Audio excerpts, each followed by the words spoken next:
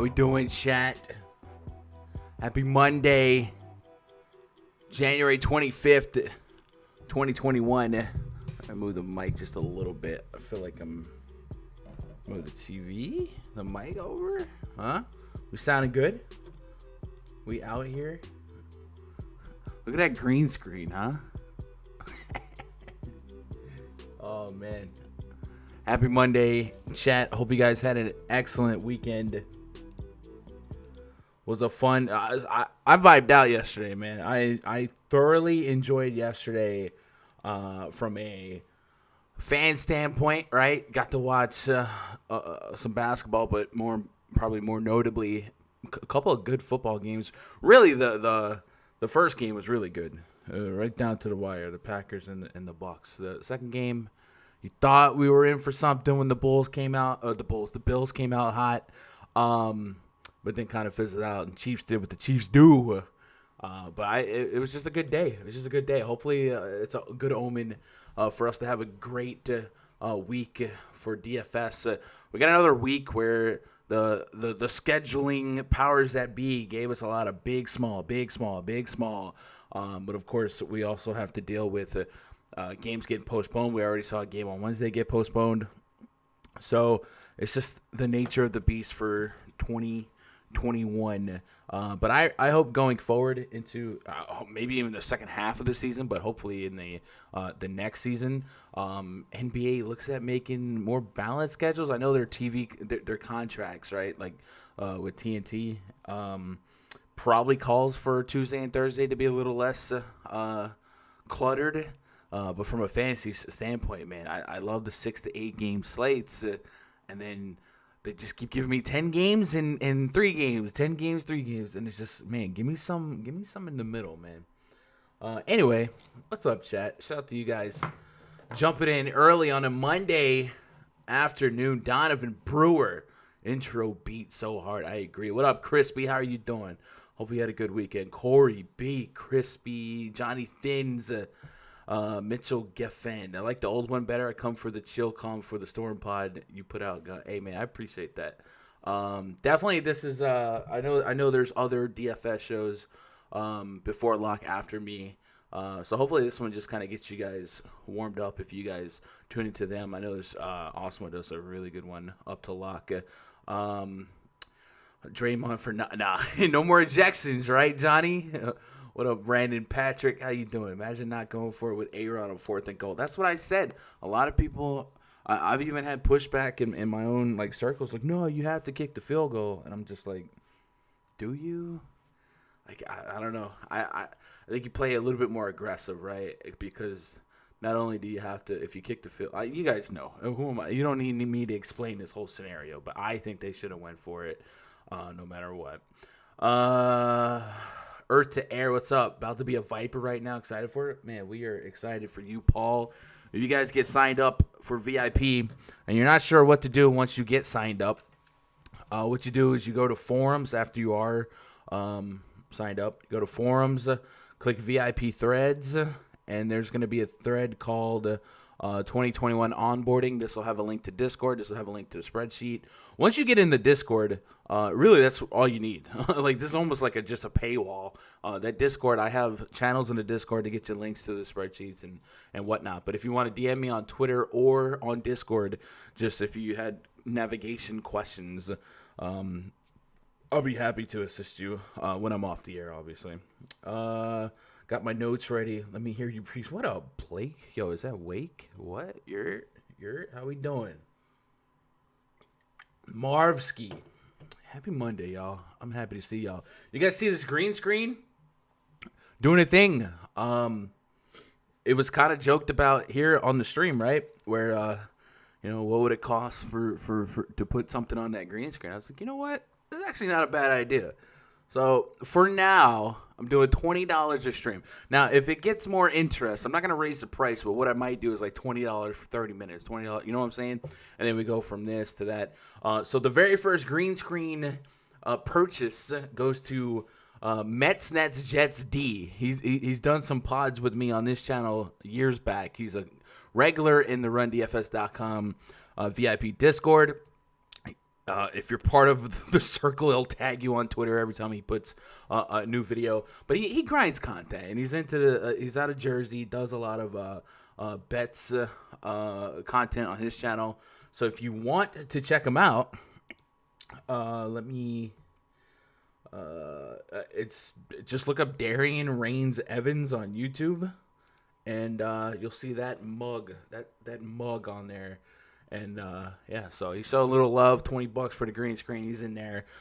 This doesn't have to be an advertisement only thing. If you guys are a little memey, as long as it's a family friendly thing, or if it is another content site, as long as we got good vibes, it's up to you. But I've already seen people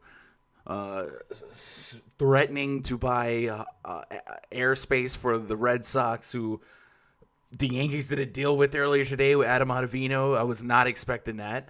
But yeah, if you just want to show love to a guy that won you a bunch of money last night, right? You played 2% Mo Wagner, and he won you a K. You just want to show him some love. You give $20. You put him on the green screen, and we have to look at him behind me. So much love to Darian. And if you guys want some green screen action, hit me up on Twitter or in Discord.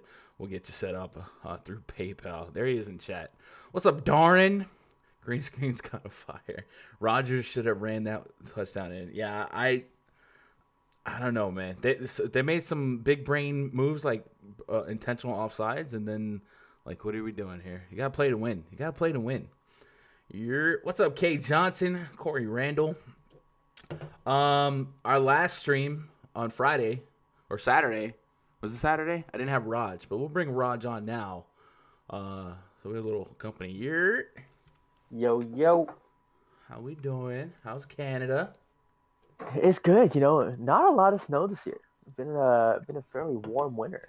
Bro, last week I drove to Minnesota, and I get there. There's snow everywhere. I had to drive through a snowstorm in Iowa.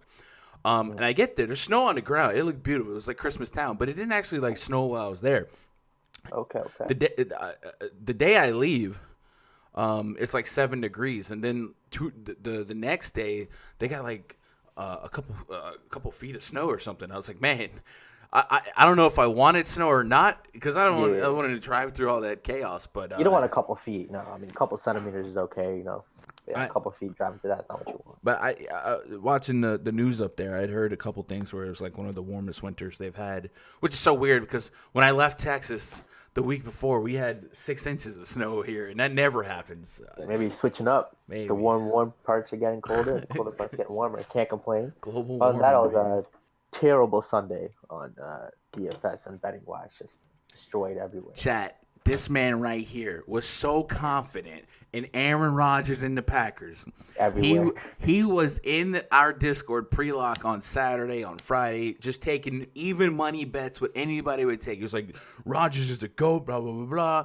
Who wants some? Young C cashed in, on $100 against you? Yeah, and Bet365 got some. Betway got some. So the Packers cost this man probably a G yesterday. Yeah, yep. What are you going to do? But it's so funny. But the Millie Maker winning lineup was Aaron Rodgers with Tyreek Hill, Travis Kelce, Ball Scanling. So I mean, it was just terrible all around. We were kind of talking about in chat, and we'll get warmed up. Chat, we're just haze and haze. The call at halftime for Tom Brady to basically push back the punting unit and go out there and throw that touchdown to Scotty Miller. That cost you $1,000. Go move. It was that the field goal attempt instead of going for the touchdown. And the refs just decided to call a penalty after all game. I mean, there was a lot of factors. Yeah, they were letting a lot of stuff go, and then I think with refs is like, just I don't care what calls you make, just be consistent. Calling it tight, call it tight the whole game. You call it loose, you call it loose the whole game. Just don't switch up on the last play of the game. Yeah. My Twitter chat, twitter.com/Gundecker, Troy Meets World. I think you're the reason I even did this. So, yeah, like I said, we'll do $20 a stream for now, but if it does pick up some interest, I'll sell it in like 30-minute blocks, and we'll just have some fun. What's up, Asano? Troy Meets World in the chat. Mike Lowry. Young C says, let's go. I'm playing $100 in the Raj Maker today. Yeah. He's. I hope Young I C got turns you. your $100 into like 5 stacks today. Bruh. There's like 10K or something. I'm like, just give me 2%. I'm cool. And how? I guess another note. How did you guys get Jameson Taillon? I thought we were getting him. No, so I guess the Yankees were interested in Joe Musgrove, and we ended up not getting that. And then Garrett Cole used to be with the Pirates organization.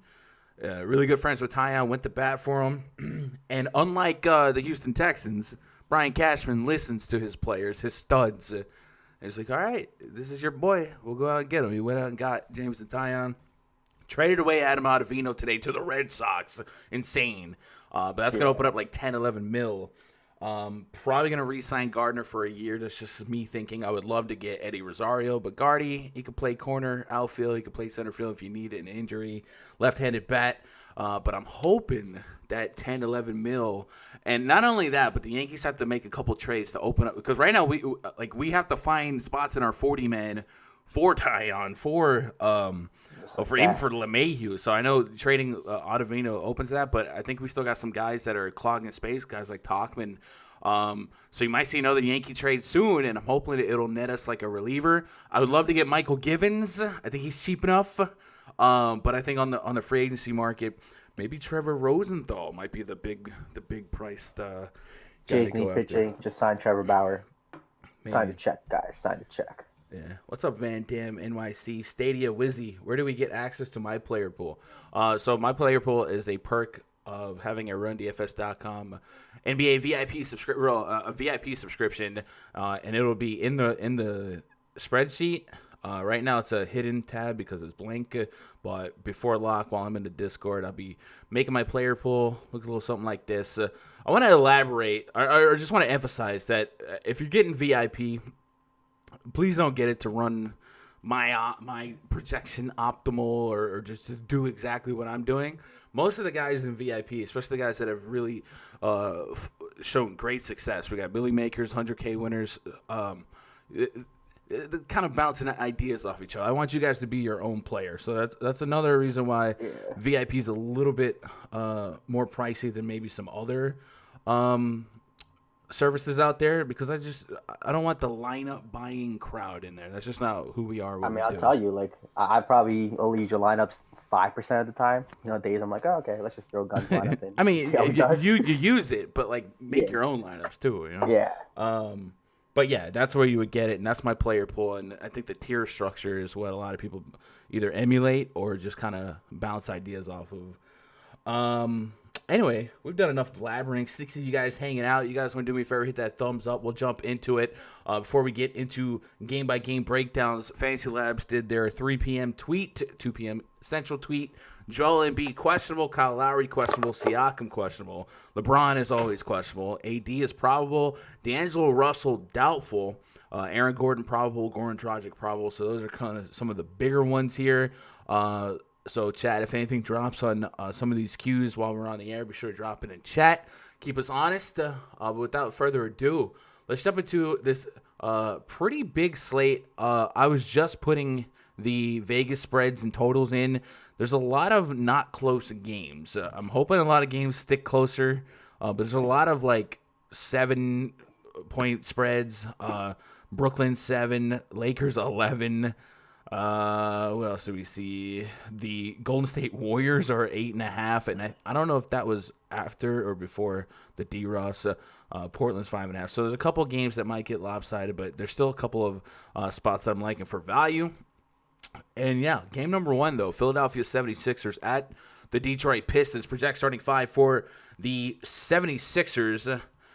Ben Simmons, Seth Curry, Danny Green, Tobias Harris, Joel Embiid taking on DeLon Wright, Wayne Ellington, Jeremy Grant, Blake Griffin, Mason Plumlee. Derrick Rose still listed as out, but Blake Griffin back in. He's 6'3", 6'4". There's a 6.5-point spread in favor of the Philadelphia 76ers. We've talked about maybe their road woes a little bit. If Joel Embiid was expected to play, are they 6.5 points favorites? I think it's possible because of how lackluster they've been in the last season or so on the road. But at the same time, I do think that's given us a little wiggle room to over-speculate the potential absence of Joel Embiid. So I'm going to go pull up the Philadelphia 76ers depth chart on Roto World and see if I can't get a nice little blurb to go off. He was dealing with back tightness. He was questionable for Saturday's game versus the Pistons, but wound up scoring 33 points, 14 rebounds. All right. If you guys remember Saturday, Raj, you might remember this one.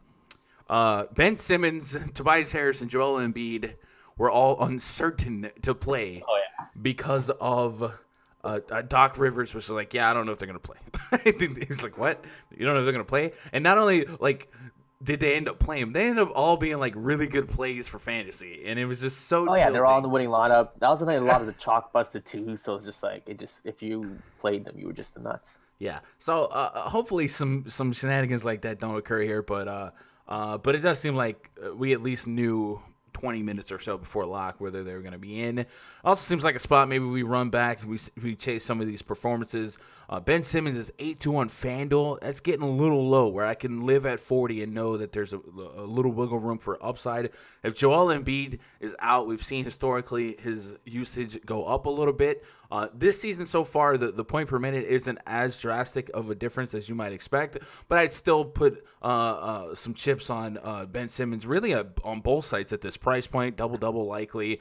We know he can stuff the stat sheet with defensive peripherals. He's averaging just under 2 steals per game, and I think this is a spot where he can maybe curtain call his solid performance last game. And then, of course, Tobias Harris, 7-2, as is not comfortable. A little revenge narrative, huh? But if Embiid is out, obviously that exasperates that interest there. I think if he's 6'9" and Embiid is out, people are on it.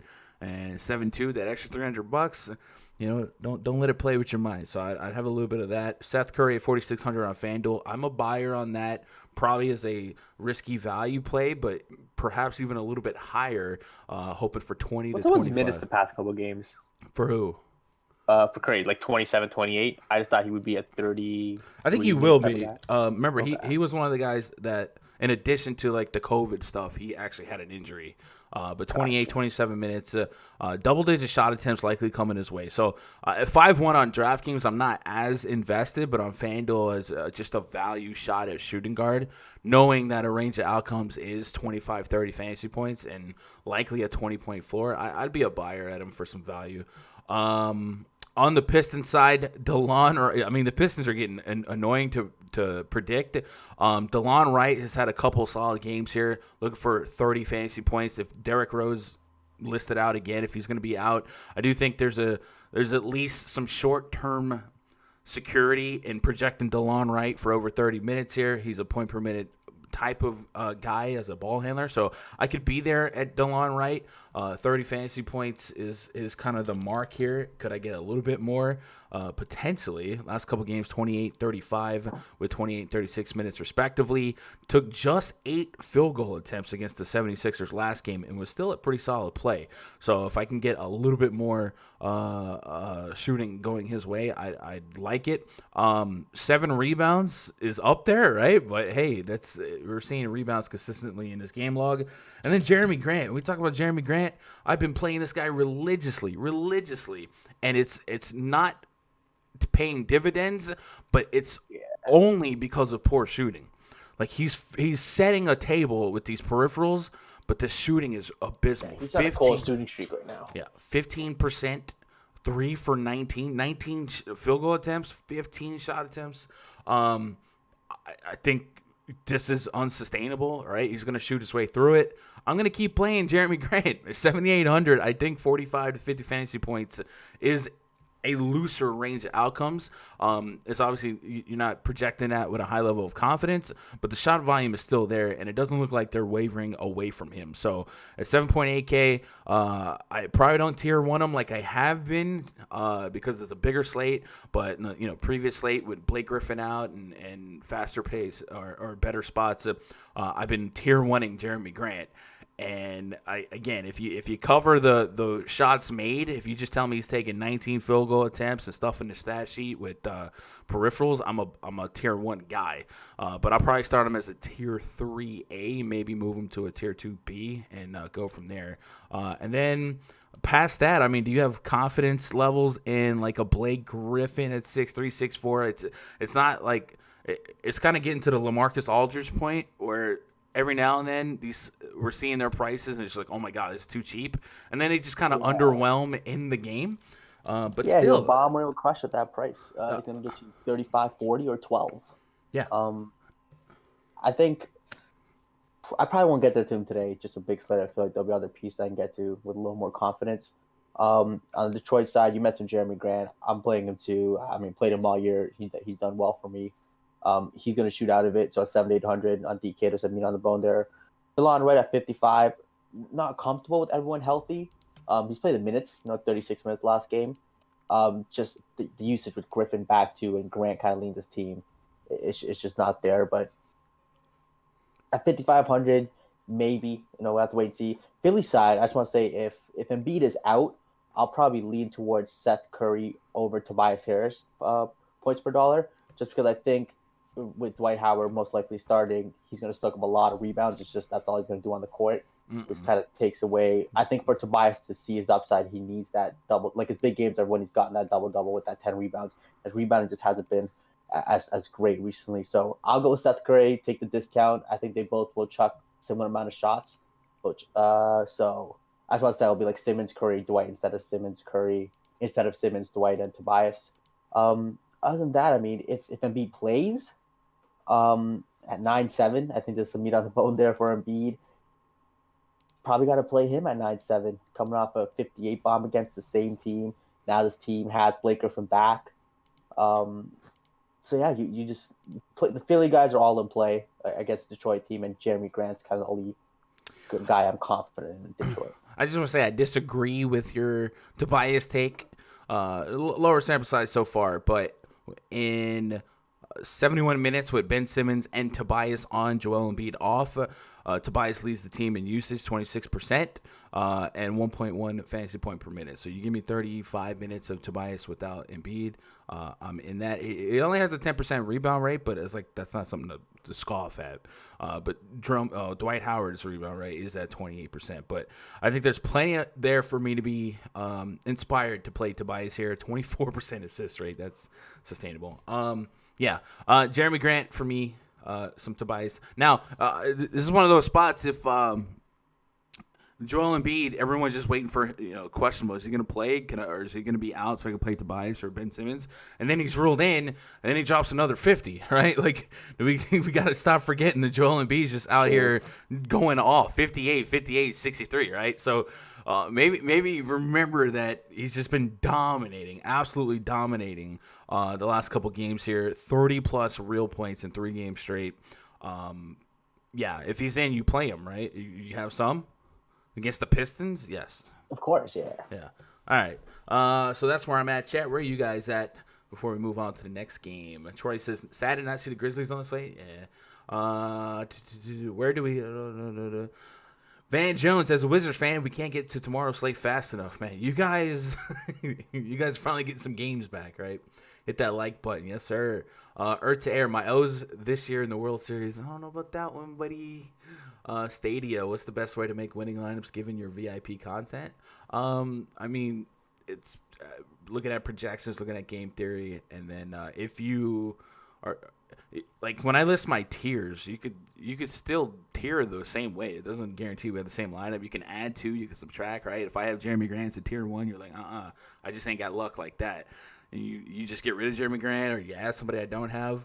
You still need, I still encourage everyone to think for themselves, because DFS is just not fun if you're just running somebody else's pure thoughts, and at least for me, it's not fun. I like the game theory behind it. And then game theory is a big one. Contest selection is a greater one, but in mass field tournaments, game theory and leverage is something that definitely should be studying and working on. I definitely want to start probably this week, since I'm back, moved in, my girl's here. I'll be writing out some videos to put up for you guys.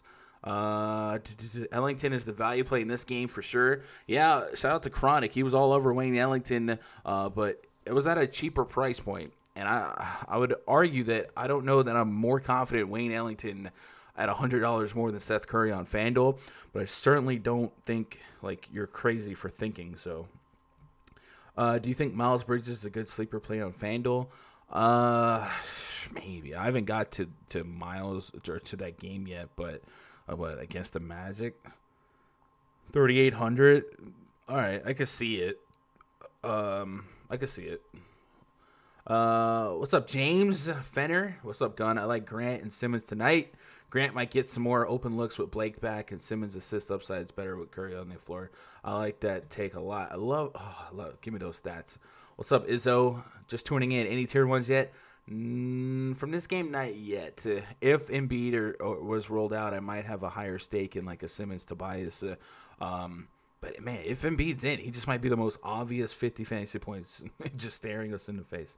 I got a lot of Draymond in my crunches. It's scary, man. Marvski. There's a couple players that always project well and just never do it, like LaMarcus Aldridge yesterday, right, or Blake Griffin. These prices, we just know Aldridge and Griffin's like upside historically, and then they've just been so bland and mediocre this season. And our heart wants what the heart wants. But yeah, Draymond's definitely one of those 5K scrappers that always projects well. Love Ricky Rubio tonight. All right. Let's move on to the next game. Indiana Pacers hosting the Toronto Raptors. Project 35 for the Raptors. Kyle Lowry, Fred VanVleet, OG Anunoby, Pascal Siakam, Aaron Baines taking on Malcolm Brogdon, Justin Holiday, Doug McDermott, Domantas Sabonis, and Miles Turner. We got 217.5 total, 2.5 point spread. Favor the home team, Indiana Pacers. We do have Kyle Lowry and Pascal Siakam listed as questionable. So I'll see if I can refer to the injury report on them and get an update. For Kyle Lowry, I got him listed with a toe infection in his right foot, and Pascal Siakam is dealing with a knee injury. This is essentially a non-update since there isn't a morning shoot-around for the second game of this back-to-back. Norman Powell and Fred VanVleet both played a ton of minutes without Lowry on Sunday, scoring a combined 41 points. DeAndre Bembry also got some rare minutes off the bench, posting a 4.33 line in 21 minutes. That's a blurb from Roto World. So keep an eye on their statuses. If they're out again, you might expect elevated ownership for Fred VanVleet. And his 35-minute projection might even reach a 38-39. Not a matchup or even a game total pace, anything that like I'm running to play. But I will say that the Pacers take a step backwards defensively right now without Victor Oladipo, having to replace it with like a McDermott. So maybe that a guy like VanVleet could take advantage of that. And then if Siakam's out, we got to consider Chris Boucher. He's right back down to playable pricing, right? 6.5 on FanDuel, under 7K on DraftKings. We know that has a ceiling for his style of play. The Indiana Pacers, if we go to the team metrics chart in the RunDFS.com VIP spreadsheet, the Pacers are allowing a little bit above league average in terms of blocks per game. And that's very important because a lot of Chris Boucher's upside is coming from blocks. And while we're talking about blocks, the Toronto Raptors in that same breath are allowing a top 8 amount of blocks per game, right? 6.1 blocks per game. And that's all Miles Turner does. He's averaging 4.2 blocks per game. How stupid is that sentence, Raj?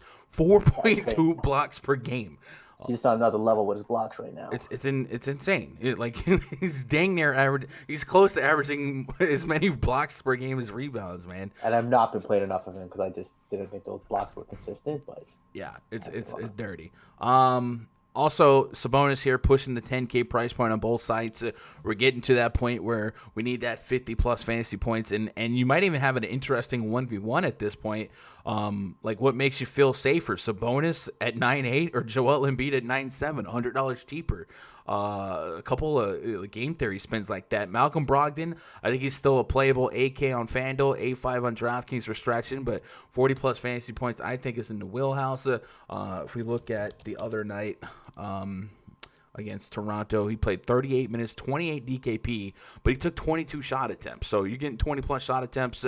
I'll invest in you. He took 10 shots from behind the arc, only made 1. So bad shooting night. Much like Jeremy Grant, if you invested in Brogdon that night, maybe you flop lagged him into a better shooting night tonight. And then on the Raptors side, OG Anunoby on FanDuel at 6.2K. He feels a little bit better than the near 7K price point, especially considering that FanDuel rewards the defensive peripherals a little bit more. He's averaging over 2 steals per game, and that's important. So I do like some Anunoby, especially if Siakam were to miss. And if Lowry and Siakam went down, likely Van Vliet would push 40 minutes, be popular. But Norman Powell would get an uptick, and then, like we said, DeAndre Bembry got a little run. I don't know if I'm ready to chase that yet, but what are you doing with this one, Raj? I mean, if Lowry and Siakam are out, I mean, I'm going right back to OG Anunoby at that price. He's just been amazing recently, even with those guys playing consistent 30s. Without him, his usage spikes. Going to chuck his shot, going to get peripherals. That's 6'9" on DK. Give me that all day, every day. Norman Powell at 5'2". Again, just going to be a scorer there. Should get you 20 real life points. At 5'2", I mean, 30 is what you need. I mean, upside, does he have 40-point upside? Probably not. But at 5'2", I think he'll be a safe play. I think a guy like Terrence Davis really wants some value, 3,500. I don't even get the minutes last game, but if those guys are out, I wouldn't mind going to him in a large field GPP. Fred VanVleet takes over all the point guard duties with no Kyle Lowry, 7'9". Not a comfortable price. You know, he hasn't really flashed a ton of upside yet, breaking that 50-point barrier a ton, but he can get you 40, which is what you need. So give me that. Indiana side, I mean, you saw Sabonis. Like, I'm taking Joel Embiid over Sabonis all day, every day. But I mean, he shot 1 for 10. Like, is it a snap call like that? I don't think it's a snap call. Against Detroit versus, I mean, Toronto's not that good. What game's more likely to blow out? You would think the Sixers. Yeah, I mean, you think the Sixers? Yeah. Like like I said, the thought of it is wild, and I don't know that any of us expected Sabonis to be more expensive than Joel Embiid this season. But I don't think it's a snap call.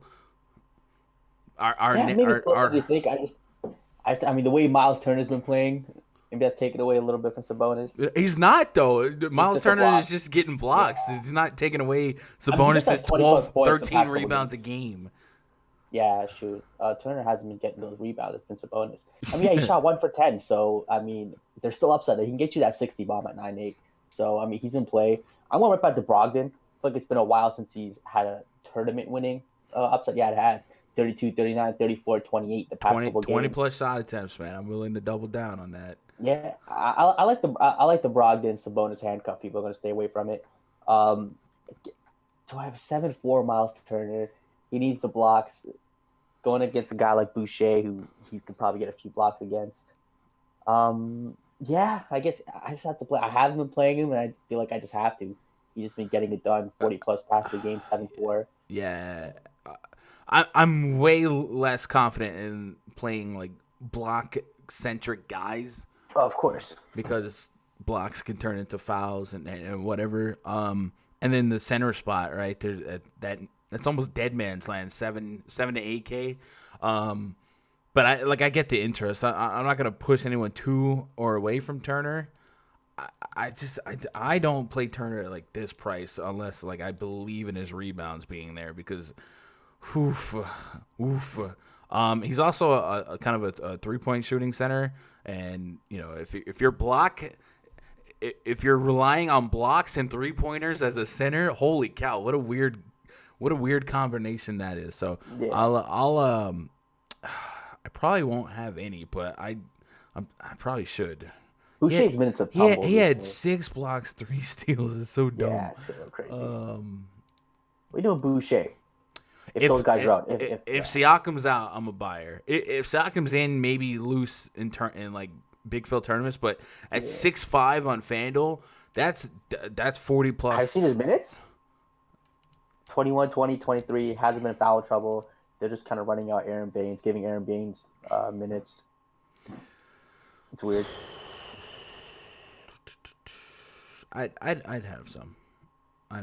How does he get less minutes with Len gone? Yeah, I don't know. They're just kind of giving Baines minutes, and I mean OG's playing the minutes. Mm-hmm. VanVleet, Powell, I mean, those guys all see 35+ easy.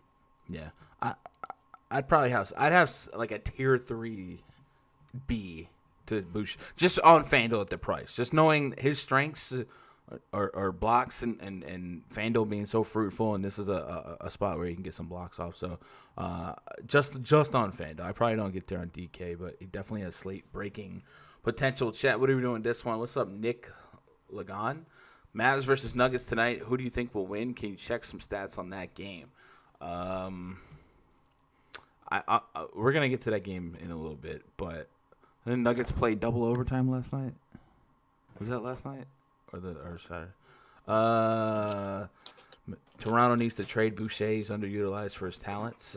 Maybe. I'm not trading Boucher. He's a big piece of the future. Yeah, he's got too much. He's got too much tread left on his tires to. Yeah. Josh Gilham been playing Baines way more lately, but it could just be the matchups. Baines is really cheap. He hasn't smashed though. I mean, he's been like whatever, but again, you're giving up a center spot. 17 minutes. He's really not running.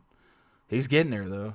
I don't want to give up the center spot. Not on this size slate, but I get it. Maybe if Siakam was out, you could sell me on him getting 22 plus minutes, 25 even. I mean, Siakam was out last game, and he. I mean, yeah, that's true.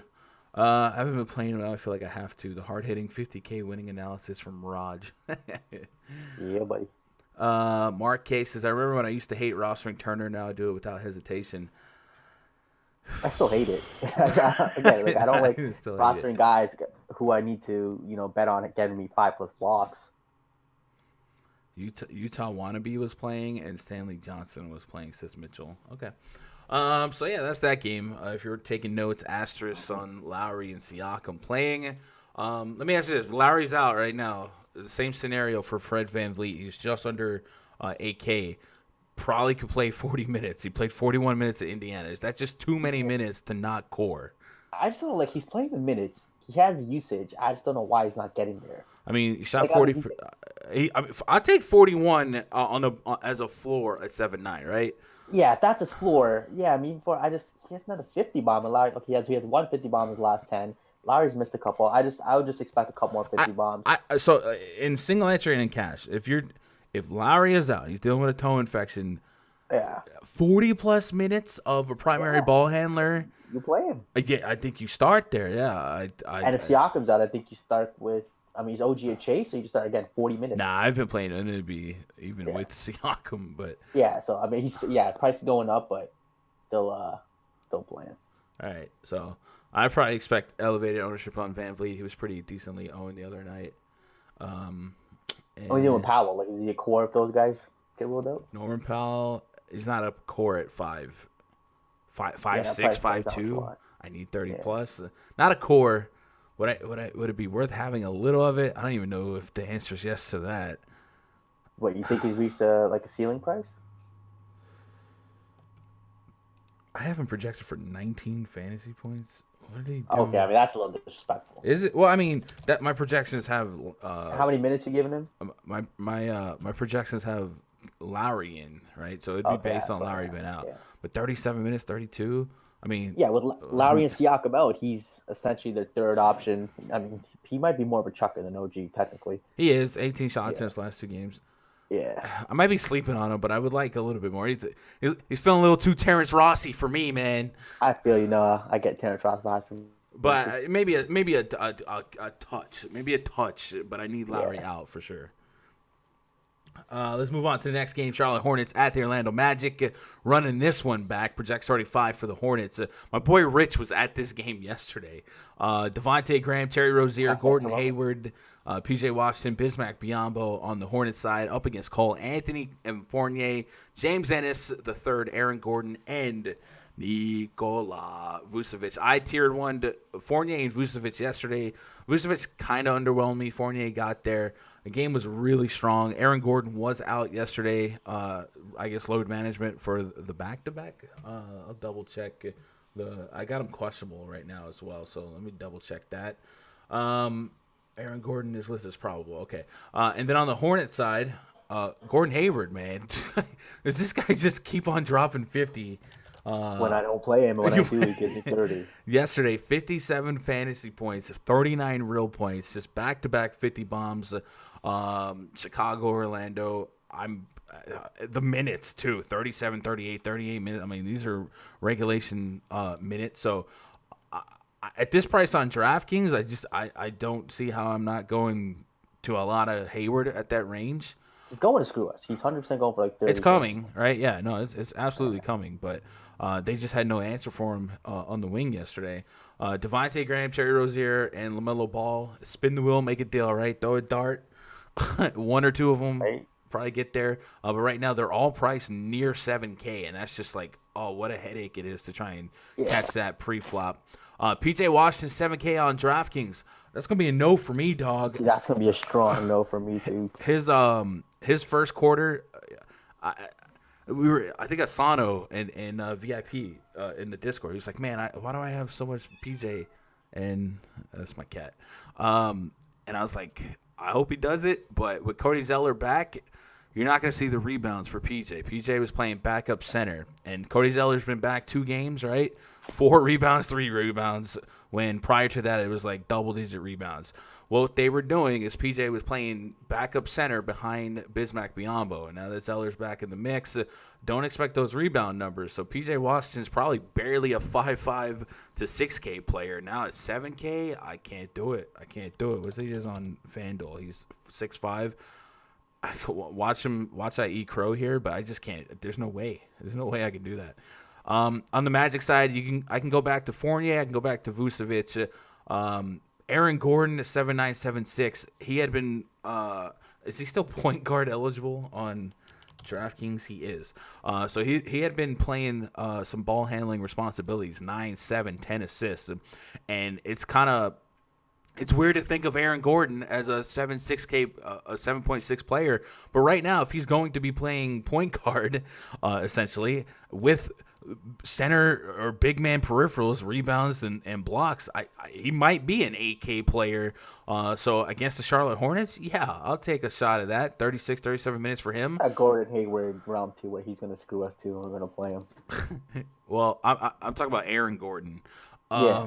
I think Aaron Gordon's going to be high for me, and because I'm going to put him high today, especially if I'm going to invest in his ball handling duties.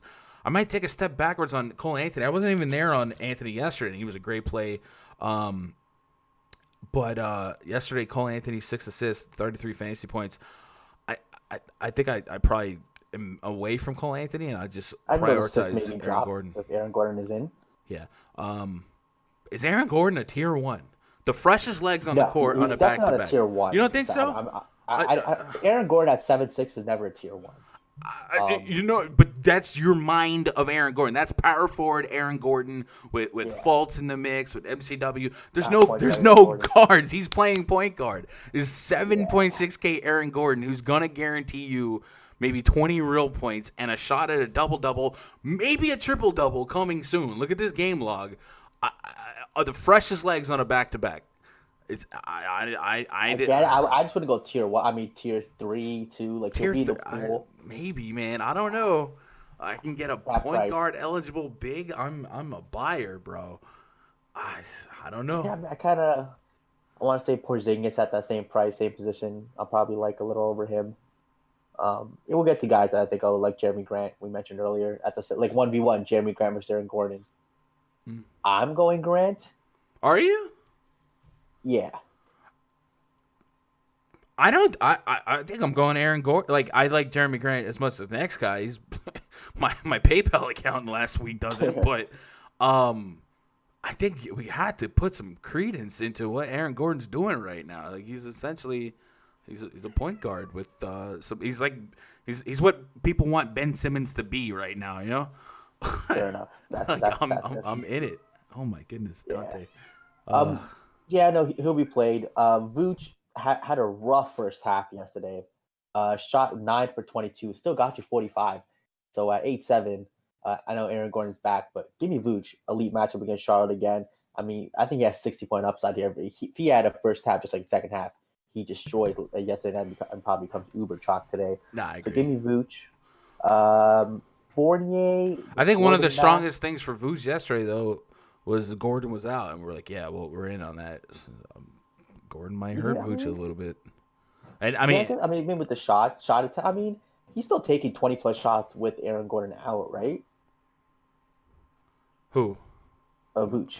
He's taking shots with who out? I'm sorry, my cat. Like he's still taking 20+ shots even with Aaron Gordon. Oh yeah. I mean, so. he's going to be highly involved, and there's probably a positive correlation with Gordon and Vucevic. Yeah, it looks like the games that they play together. I mean, Vooch has done really well. Yep, still got the points. 20. Maybe the assists take a little hit again because Aaron Gordon doing this thing. But I mean, hey, pairing them together, bring it back with some Gordon Hayward. Don't hate that. That game just kind of ends up being a pretty big shootout. But yeah, give me Vooch, give me Gordon. Fournier, he got there yesterday. It was nice. Past couple slates he's got there. He's 6'3" now. Not comfortable click, but he's been getting there. Wait, so if Kyle Lowry's out, Fournier versus Norman Powell. I mean, Fournier's about 1,000 more on defense. But even then, like, I think Fournier could just outscore. I don't know, even be a better value. And I was thinking more of FanDuel. FanDuel, he's 5'9" still. I like Fournier. I think he'll chuck a lot. I do think he has a lot more volatility.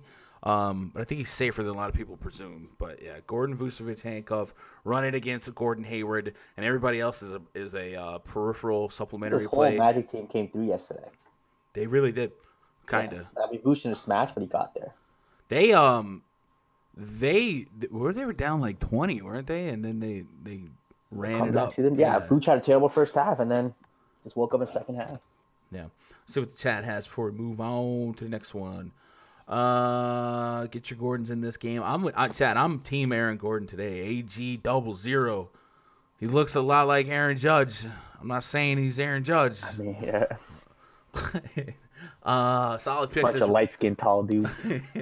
Right. Hey, Aaron Judge was adopted. You never know. Raj has no idea what's going on. You play non-point guards when they are point guards. I agree. It's Raj, bro. I mean, you play non-point guards when they're point guards, especially when they're getting you 8 rebounds and 20 points, right? Aaron Gordon must have been working out with Magic Johnson or something this summer because comes out of nowhere. I'm telling you, he's what everyone thought Ben Simmons could be. Like, he's doing it. Yeah. Can we play Drummond with no Nance? What a dumb trade to get Allen. I don't think it's a dumb trade, Mark. I think Drummond will not be a Cav in a couple weeks. He's on the final year of his contract. It would behoove the Cavs to rent him out, and to know that you have Jared Allen going forward is a plus. So think long term on that. Cavs aren't really making trades to win today. My goodness, Dante. My old lady's in the shower and she shut the door. The cat's going nuts. Nance doesn't affect Drummond's minutes. No, it might open up some more JaVale McGee. Might even see some double bigs. I don't know if they're going to start Taurean Prince or Jetty Osman at the 4. Holy cow, Dante. But they have the option to put Prince down there. But I think there's a chance like Prince doesn't start at the 4 because he'd been playing a lot of backup point from the games I was watching against the Nets.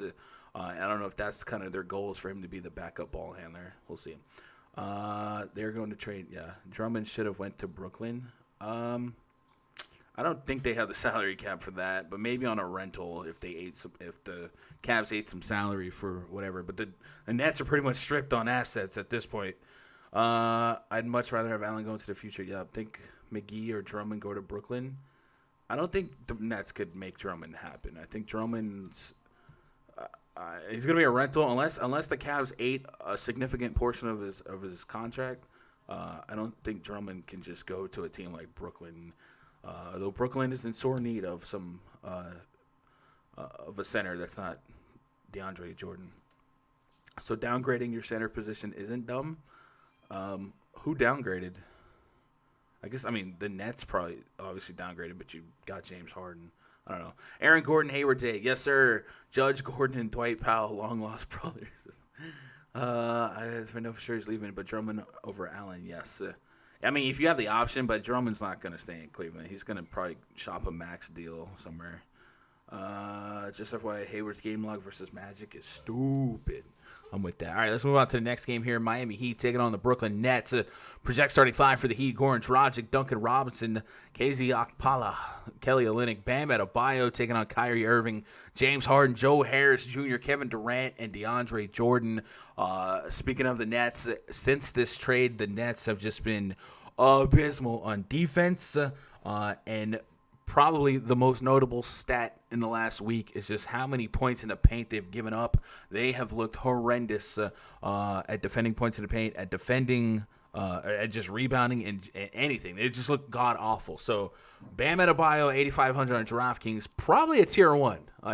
We have a lot. We have Butler out. We have Tyler Hero out. That's all I need for usage increase for Bam Adebayo. It is a 7.5 point spread, so maybe there's a little wiggle room for the Heat to kind of fall back. But at 8.5K on DraftKings, I likely start lineups with some Bam Adebayo, considering this matchup has been so incredibly soft. At 9,600, I got to do some meditating on FanDuel. But even then, 50-plus fantasy points is in the wheelhouse considering this matchup thus far. Past that, Dragic is interesting. We probably go back to some Kendrick Nunn, 6'5" on FanDuel, 6'1" on DraftKings. On FanDuel, is Kendrick Nunn still a shooting guard? He is. So he's going to probably, and I think Evan Fournier is a small forward, so I can't even say he's going to compete with Evan Fournier there.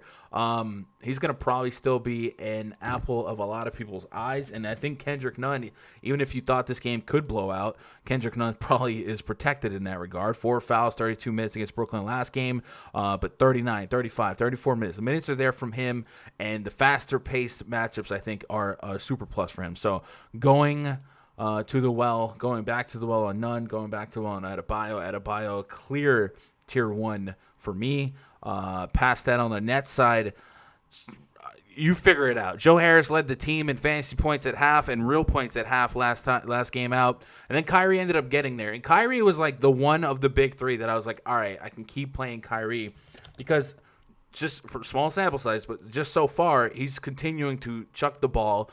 2 games against Cleveland with Kevin Durant, 28 points. Of course, they got some extra innings. The second game without KD, but with Harden, 24 shot attempts, 10 for 17 against Miami in that first half. Joe Harris was on fire, and he still got to 48. So I think Kyrie, being the cheapest of the big 3, probably still the most sense of the big 3, is probably where I'm landing. I don't think James Harden under 10K is a sight to see on FanDuel, but man, it's almost at the point where I mentioned it. I've been mentioning it. This is the Golden State Warriors, Clay, Steph, KD era where it's just like, all right, if you pick one, I can't argue against it. But they're holy all priced cow. higher too. Yeah, at least Clay was priced at like 6-7K sometimes. Mm-hmm. These guys are all priced. I mean, Kyrie at 9K is the cheapest, so I might just end up fading these guys. Just depends on how the injury breaks down. If Embiid's in and Lowry and Siakam are in, I'll probably have a little bit of Kyrie. But if those guys are out, I just pivot the other guys on those teams and probably get no Kyrie. I could just fade Brooklyn. Give me all the Bam tier 1 play. Lock of the night should be. I mean, do I expect them to get 62 drafting points against? No, but 40 plus, hopefully a 50 bomb at 85. I'll take that. Like you mentioned, Brooklyn's just getting destroyed points in the paint, so he should have a night here. Give me Kendrick Nunn. Goran Dragic still doesn't look 100%. Just seems a little slow out there on the court. Looks like he's still battling that foot injury. So give me Kendrick Nunn. I think he's a guy that will need to score 20-plus real-life points to keep this game close. So, yeah. We fixed the Greeny McScreeny there. Get Darian a little bit more chat. If you guys are just tuning in, we're at 140 concurrent. We're doing the green screen by the green screen. And there doesn't have to be advertisement or sponsorship. It should be fun. I already got Jake threatening to buy it and put up some Red Sox stuff. So the spirit of the green screen is just to have a little bit of fun with it. Could be a meme. Could be a player that wins you a lot of money. If Adebayo drops 80 tonight and you win 2K, you're like, yeah, we got to honor Bam Adebayo. $20, you put them on the thing. Right now we're doing $20 per stream, but if it picks up, I'll probably do $20 for like 30-minute blocks, and we'll go from there. So something to have a little fun, a little extra involvement. Yeah, but chat, what are we doing with Heat and Nets? See what you guys got. Mark says Nunn has been balling. He definitely has. Nunn's been playing a bit over his head. Yeah, don't forget Kendrick Nunn still has potential to play 35 minutes and bust. We've seen that over the years, but the Brooklyn Nets matchup is just I think if we isolate like the last week of defensive efficiency, Of course, there's the Sacramento Kings, there's the Minnesota Timberwolves, but Brooklyn Nets are right there on defense. What's offsetting them is they potentially have the best offense in basketball when they're full strength. So they're just, hey, you go out there, score more points than us, good luck. But the Cavs were able to do that twice. So I'm not ready to count out the Heat just yet, although they are limping into this game. Dragic's been playing pretty bad. I take my shots on Dragic. Yeah, I'm okay with going back to the well on Dragic. One of these games, you feel like Dragic will win the seesaw between him and Nunn. But I just feel like Nunn is super fun because I think his style of play is going to benefit from faster paced games where the need is to score quickly. And then if this game does get lopsided, I think Nunn is the mop up crew. So it's just twofolded for me to give him the checks essentially the same price as Dragic, right? Dragic's been playing. Imagine a world second guessing a 9K Harden. It's weird times, right? But even watching the game, it just looked like Harden's playing shooting guard, right? And that's fine. Point guard. Oh well, yeah. I'm sorry, playing point guard. His assists are going up. His assists are high, but the shot volume there for Kyrie. So, Kyrie's all right. Tournament same Durant, but he's expensive. Joe Harris can knock down 4 or 5 threes. Joe Harris was the guy at halftime. Ended up normalizing and neutralizing a little bit. At under 5K on FanDuel, Joe Harris is right there at kind of like that Seth Curry range. I think easily chip and chair him. I think when you just look when you look at the lineup, you're like, oh, he's the fourth option. I mean, he is, but he's also one of the best 3-point shooters in basketball over the last half decade, and he's not going to be a first, second, or third priority from the defenses, right? So he's just going to get so many great looks, and I think there's going to be games where he just goes off. Like, he could hit 10 threes in a game, and I don't think I'm exaggerating. Like, that will happen with this unit. It's just going to be hard to predict, and he's not going to do much else other than score those real points. So he's maybe like a modern JJ Redick, you know, when it was like Chris Paul, Blake, DeAndre, you had JJ Redick out there. So yeah. The Nets equal Warriors on offense, Wizards on defense. Yep. Joe Harris is a fish play on DK. That's a tall glass of water to drink. 5,800. Agree. My next one's going to be Tom Brady and the Bucks for the green screen. Go for it. Let's move on to the next game. Los Angeles Lakers taking on the Cleveland Cavaliers. Project starting 5 for the Lakers: Dennis Schroeder, Kentavious Caldwell-Pope, LeBron James, Anthony Davis, Marc Gasol.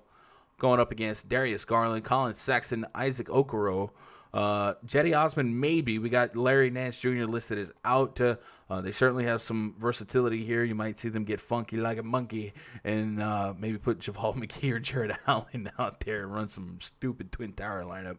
But against the Lakers, you can play big. And then, like I said, you might see Taurean Prince.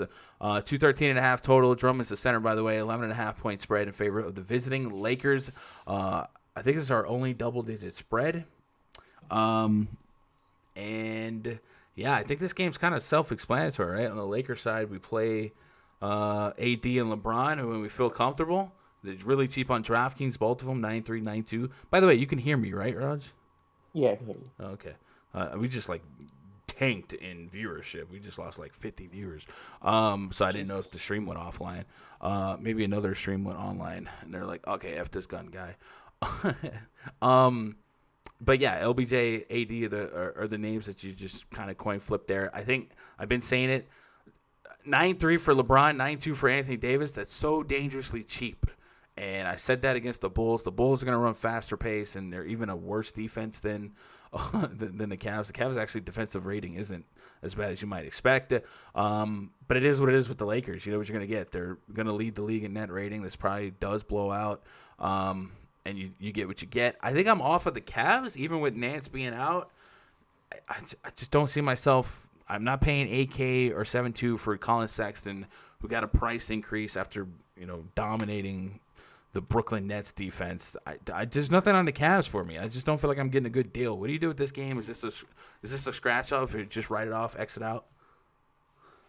So maybe it's just the games against Brooklyn. Maybe think the Cavs just like a fighting team, but then I realized it's Brooklyn. They play on defense. They got blown out by Boston. I kind of expect the same thing again.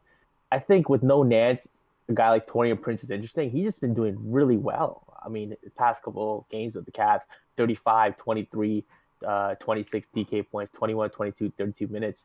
So without Nance here, kind of expect him to see a minutes bump. You give him 30 minutes, I think he can get you For 30 who? plus here for Torian Prince. Okay.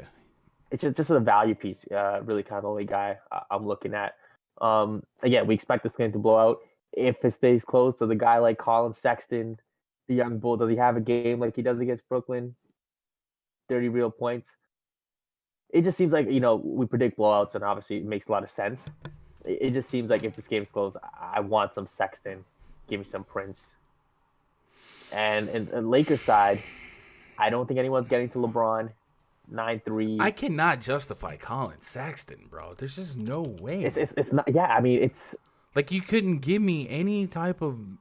You just couldn't. Like you're doing 150 entries and 100K. I could have 200 lineups and not have Sexton tonight. There's just no like. I'm not like the Nets. First of all, the first Nets game, complete anomaly. He did 20 points in overtime. It was dumb. The second game, okay, he got 40, whatever. 5 fouls. We got Darius Garland back in the mix. They're gonna try and move his minutes a little bit. The Boston game, a laugher. Like Colin Sexton's not 7-8K player in my estimation on a day-to-day basis. You're playing extreme ceiling price for the worst matchup you could ask for. There's not a shot Colin Sexton is somebody I'm playing. Just looking at that price range, I hear you. There's no way Sexton is Aaron Gordon, right? 400 more. Not a shot. I'm playing Sexton over Aaron Gordon. Van Vliet is in the 7K price range. There's no way. There's no way you're getting to Colin Sexton, dog. Fair point. I just seem like I've scratched out a game like this before, and it's come back to bite me. So I mean, I'll probably exit on 20 entries and get nobody in this game, but just a thought. And Lakers side, again, I mean, thinking of blowout. LeBron got there in 3/4 at 9-3, or Davis at 9-2. With a guy like Lillard on the slate, the point guard position, I don't think LeBron's going to get a ton of ownership. I mean, Davis should smash here against Drummond in the big, but again, does he play more than 30 minutes? One thing to note about the Cavs, on the season they're allowing over 6 blocks per game and over 9 steals per game. And AD is somebody that can get you blocks and steals. They're averaging almost 2 blocks per game and over a steal per game. So more defensive peripherals here. I just think the price is dangerously cheap on DraftKings, and I think Davis could get there in 30 minutes considering this matchup. He did that in Chicago, 28 minutes, 55. Totally. He is probable. And then, of course, if LeBron were to finally rest the game, I don't know what the attendance in Cleveland is like. I don't know if they're open or not. Maybe just because it's Cleveland, he'll play. But we're still waiting eventually on some load management. It just has not come yet. So yeah, and then on that same token, 9K LeBron in Cleveland might be a little too cheap. So I'm on DraftKings, I just can't get away from having some like tier 3 starter kit. Chat, what are you doing at this one?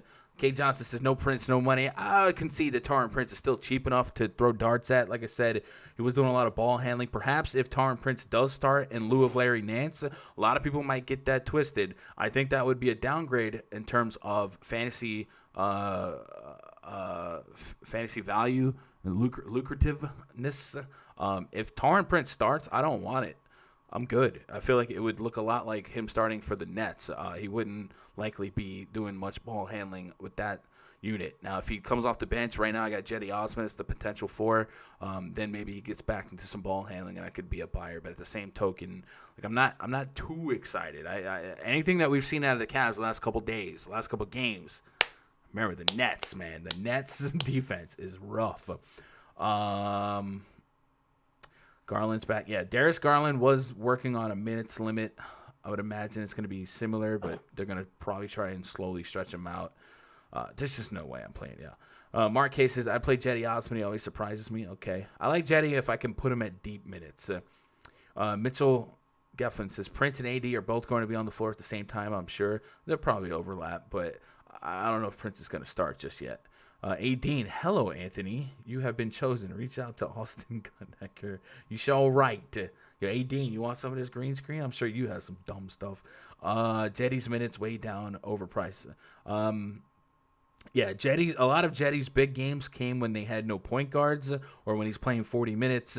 Seems likely that even with Larry Nance out, I got Jetty for 31 minutes. I don't think like we're seeing a 40-minute Jetty game here, so I don't think I'm pushing the issue. But against the Lakers, I probably just don't have Cavs. If I lose because one of these Cavs went ballistic, maybe I just lose. Even JaVale McGee, like I can't just give you a center spot. I'm out. Mark says LeBron's like I'm coming home Cleveland triple dub. I like I said on DraftKings, LeBron way too cheap. Even under 10K on FanDuel, like he's just there. People just don't like playing LeBron, and I get it. There's been more 40s I than don't think 50s. he'll have a massive triple double, like that 30-point triple double he needed in a close game, but I don't know, like a 16-point, 10 rebound, 10 assists, sure. Yeah. All right, let's move on to the next game. Dallas Mavericks hosting the Denver Nuggets. Project starting 5 for the Nuggets. Jamal Murray, Gary Harris, Will Barton, Paul Millsap, Nikola Jokic taking on Luka Doncic, Jalen Brunson, Tim Hardaway Jr., Josh Green, and Kristaps Porzingis. So we got 223 total. Visiting Nuggets currently favored by 1 in the hook. And the Nuggets are coming off a double OT game against the Suns, or hold on, let me pull this up. Nuggets are they played back-to-back overtime games. Overtime, yeah, that's what it's back-to-back overtime. Bro, games. I love Jokic too, but I swear every time I look up when I don't have Jokic, he's got some overtime. Overtime, it seems like he played a lot of overtime games, no doubt. But okay, so that was on the 23rd, okay, so they had a day of rest between the OT game. So,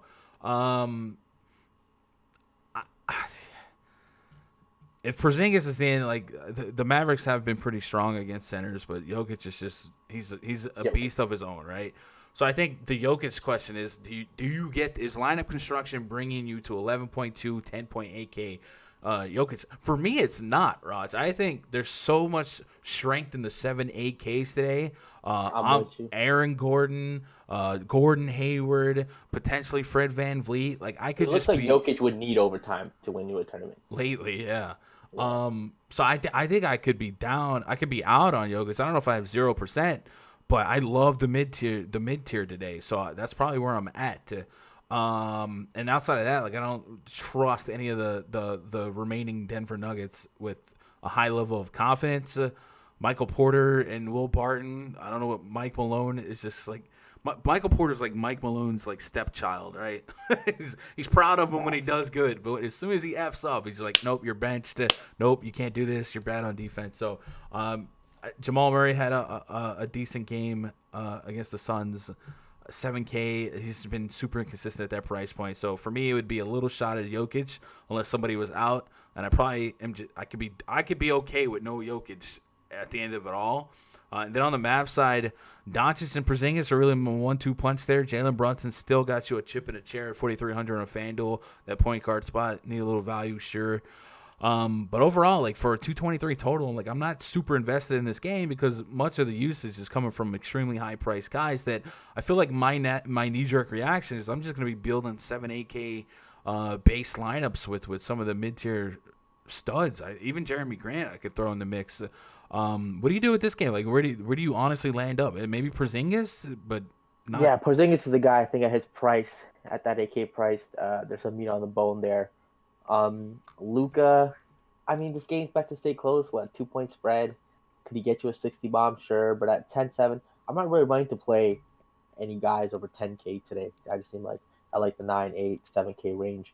Denver side, everyone's healthy. I mean, this team is fully healthy. I think they literally have everyone going here. Michael Porter Jr. back, Will Barton, Gary Harris, PJ Dozier still seeing minutes. I think I'm going to just fade this Denver side. Jamal Murray at 7-1. If he's going to play 35 minutes, I could see him getting there, maybe like 40, which is all right. But I might just full fade this Denver side and just have me just Porzingis. Mark, this could be an overtime game, maybe. It is a 1-point spread. All right. You see this game go to double overtime, and I'm just going to be like, F me, bro. Happens. I feel like the last couple seasons, Mavs have been overtime thrillers as well.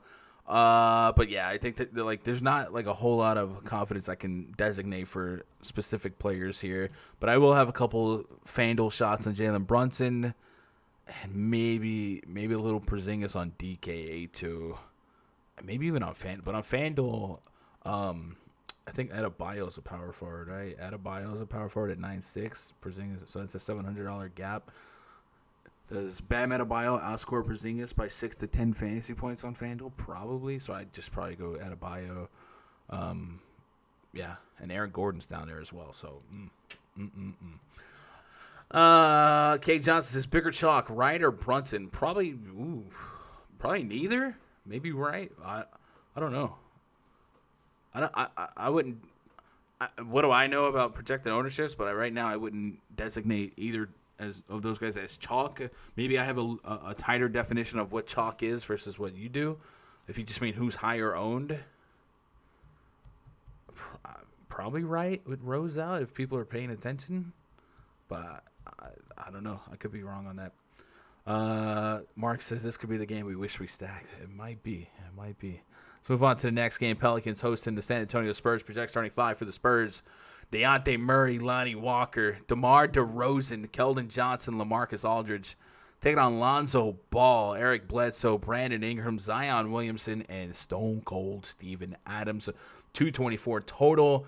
A 3-point spread in favor of the home team Pelicans. On FanDuel, a lot of us got burnt by LaMarcus Aldridge being so cheap. And then today he comes to us with a 5.9K price tag. Hard to look away. Him and Blake Griffin just got that 8K of yesteryear aura around them, and then the most inconsistent game logs. Just reading you the last 5 fantasy games, or the last 6 for Aldridge. 12.9 in 30 minutes against Houston. 8.4, 17 against Houston. 31, I'd take that. In 24 minutes against Portland. Revenge game, maybe. 10.9 against Golden State. 42 against Dallas. And 23 against Washington. Washington, of course, one of the perennial league worst defenses in the last couple seasons. So what a conglomerate of high-low results that Aldridge is offering you at 5.9. It's like I said, it's right there at the Blake Griffin levels of frustration. And the only thing consistent about him right now for fantasy is that he's inconsistent. Yikes. So if you're playing on FanDuel, good luck. I think that's one of the benefits to me for FanDuel is that it doesn't like you don't get penalized as much if you miss out on an Aldridge 30 bomb today, because you still can give credence to winning the position with raw points.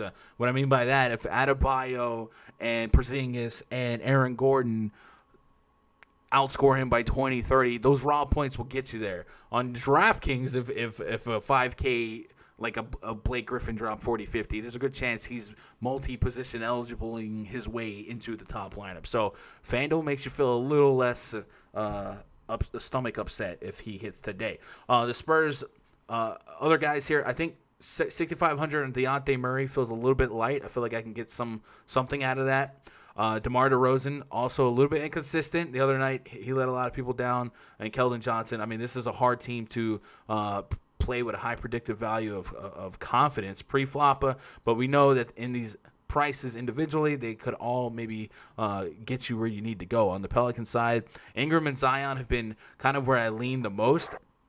The Spurs, a 20.1% offensive rebound rate, 79.4% defensive rebound rate. I've been kind of harping on Zion's inconsistent peripherals lately, and I thought there was a couple tough matchups, but I thought he could run into a good matchup like the Minnesota Timberwolves and get those rebounds back, and that's exactly what happened, double-digit rebounds. Timberwolves not quite, or the Spurs not quite at Timberwolves levels defensively, but at least it's a good sign knowing that the big dude out there going out there and get us some peripherals again. So double-digit shot attempts for him, shooting just 37%. Now, if I tell you Zion shooting 37% on 16 field goal attempts, you'd probably think, oh, he got a little greedy from behind the arc, right, Raj? He's only taken one shot per game from behind the arc the last 3 games. He's not taken more than one 3-point attempt in the last 10 games. 37% is unacceptable. I need to do better, young blood. Come on, bully ball down there and pick up on that field goal percentage. Free throw attempts, he's getting to the line a decent chunk. I think at 7.9, I'm looking for that 40 plus. I think I might get priced out or at least positioned out of this area on Zion, on Brandon Ingram, and I might just be a sucker for Gordon Hayward, Aaron Gordon, guys like that, Jeremy Grant. But I think there's still a chip at a chair, a case for Zion and Ingram, and even 5 to 6K Steven Adams. I wouldn't think you're crazy to take some shots on. What are you doing with this one, Raj? I mean, when it comes to New Orleans here, I mean, you got to look at Ingram and Zion. To me, it's just a bit of a coin flip with both. Ingram, though, it seems like his assists are down with Lonzo Ball back. That's why he hasn't kind of been smashing at his price. He was giving you 50s and mid-40s early in the past 5-6 games, 36, 36, 30, 30, 30, 37. So I think Lonzo back kind of hurts his upside there. With Zion, I mean, I kind of expect bully ball here. Give me 25 and 10. So I think some Zion here, I wouldn't mind. It's a great matchup for him. Should absolutely smash. Again, I mean, looking at Zion versus Gordon Hayward, Aaron Gordon, I think we're probably going Gordon Hayward and Aaron Gordon. For the tournaments, I could see, Zion getting there for you. San Antonio side, Aldridge killed me last night. Again, he's just one of those roller coaster guys. Some days he'll give you 40 plus. Other days he'll give you 22. But this game, pace down game, I don't think I'm getting to any of these Spurs. Pelicans are playing really slow, so not a team I really like to target. I think it might just be a little Zion for me. Again, not even too comfortable with that with other guys' at his price tag. Eric Bledsoe would seem like a chase after a 40 bomb. But, yeah, I think it's just Zion for me and then fade this game. The pace to defensive rating for the Pelicans seems so weird. Pelicans are running a bottom 6 pace in basketball, but defensive rating, New Orleans also bottom 6. Like, if you're gonna slow it down, like the Pelicans have been one of the fastest teams in basketball before Stan Van Gundy, Alvin Gentry, and because of the pace, teams were running back and they were just giving up a lot of points. Now they're slowing it down, but they're still giving up a lot of points. What's up with that? Anyway, there's obviously a lot of games where they were missing Alonzo or somebody was out, but something to take note of. But yeah, I'm not super excited about any one individual play here. I do think my opto, I'd probably put tier 3 exposures to just about all the playable guys here. Like I wouldn't want no Dejounte Murray at 6'5" or no sub AK DeRozan. So I'd probably tier 3 them and where they fall. But in 20 lineups or less, I could see myself just really not having this game and maybe doubling down on some of the more keen plays I'm on, like a Aaron Gordon, a Gordon Hayward, Jeremy Grant, Fred VanVleet potentially. Like all those guys feel a little bit stronger and less volatile. So yeah, chat. What do you guys got here? Sealy said, "Yo, it's Darian's face. He bought the $20 green screen, bro." Gun, my dog scratched me, and the scratch is in the shape of the Run DFS logo. Ooh, that would hurt. I got a Top Shots AD when I got on here. Oh, man. Ingram, DeRozan, smash spots, and this will be a competitive game. Ingram's one of those guys I would have. I feel like I haven't highlighted him enough. I would have Ingram and maybe a little piece of DeRozan, but I'm not jamming in DeRozan because I think his floor is a bit lower than some of the competition at that price point. But I would have a little piece. But more Ingram and more Zion. Yeah. Let's move on to the next game. Boston Celtics at the Chicago Bulls. By the way, while we were blabbering, we got news that George Hill was out. So that's an upcoming game. But Boston Celtics at the Chicago Bulls. Next game on the docket. Project starting 5 for the Celtics. Marcus Smart, Jaylen Brown, Jason Tatum, Daniel Tice, Tristan Thompson taking on Kobe White, Zach LaVine, Patrick Williams, Larry Markkinen, Daniel Gafford. 228 total with a 4-point spread in favor of the Boston Celtics. I thought that spread was a little fishy at first. I'm going to see if things moved because the Bulls defensively are not great. It's still 4.5. It opened at 8, so it chopped in half. Show you guys what I'm looking at on Vegas Insider. I got it open at 8 and it chopped in half to 4. So maybe they initially thought Jason Tatum would play, and maybe he's not. Let me double check the injury report. Tatum is playing. He got ruled in. Is he probable? Well, then that spread seems a little fluffy. Not fluffy. That's Kemba Walker's out. Yeah, that doesn't impact me much. Let me get to Boston's injury report. Kemba out. Jaylen Brown in. All right, so for whatever reason, we got Chicago sticking around here, and I don't know. I don't know if I agree with that. Like, I think a Tatum. Like, I know Kemba's out, but like Kemba hasn't played a whole lot.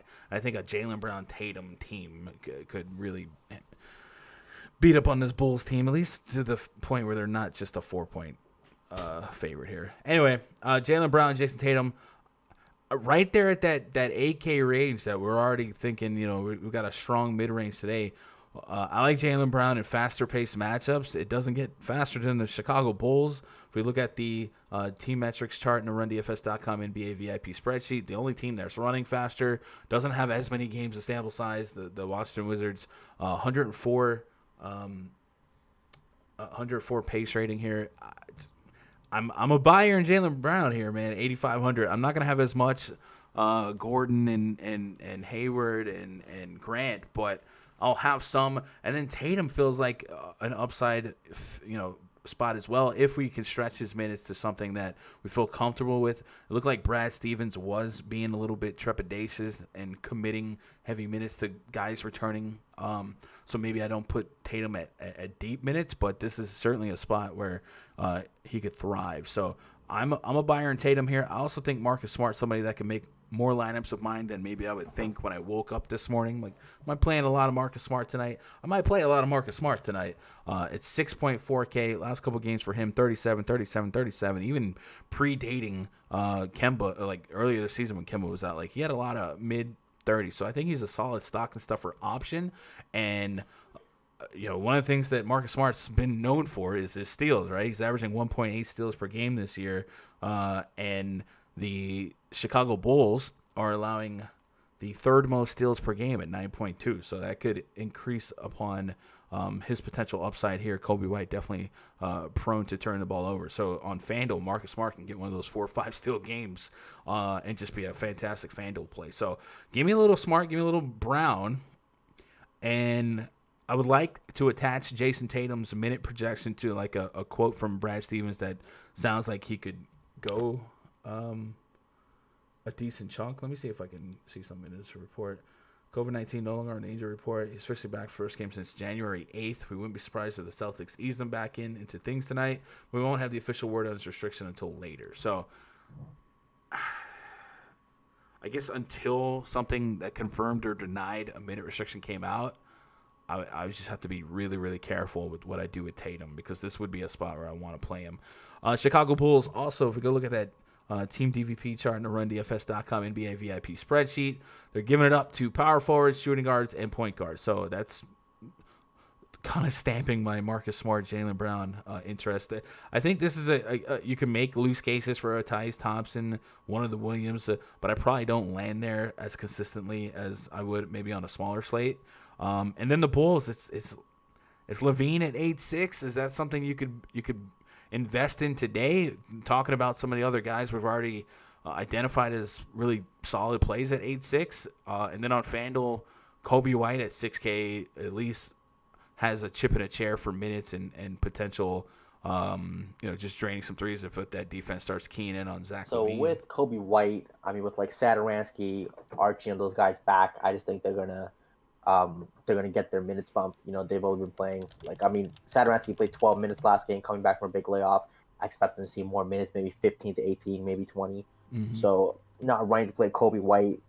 Zach LaVine, I mean, he has the upside to break a slate at 8.6. He's down from the high 9s that he once was. Again, this slate, I think this game should stay relatively close with Boston not at 100%. So I like it again at that price tag. You know what? Yeah, I'm gonna have some of him 8.6 on that shooting guard position. I think he's my pay up shooting guard guy. Him and Jaylen Brown. I think playing those two together is interesting in tournaments. I don't think they'll see a lot of ownership. So give me Zach LaVine, give me Jaylen Brown. I know Tatum's back, but with no Kemba, Tatum coming off a big layoff, expect a little rust. I think Jaylen Brown should lead this team in shots and usage. So this game can definitely shoot out. Give me those two guys. Is Jeff Teague interesting with no Kemba? No Peyton Pritchard. He's 3,700. I mean, that makes me like Smart a little bit more. Yeah, Teague is just you don't know what you're gonna get with him. Like, I hear you. could he get there? Smart Yeah, might be like it's 37, Chicago 3 Bulls. Like he could Yeah. absolutely. I think he'll project extremely well. I think in my Mhm. spreadsheet alone, he's projected at 18. So he's almost at 5-6x value off the cusp. But you can't really see him getting you like less than 18. But can I get 25 for tournaments? I think I could.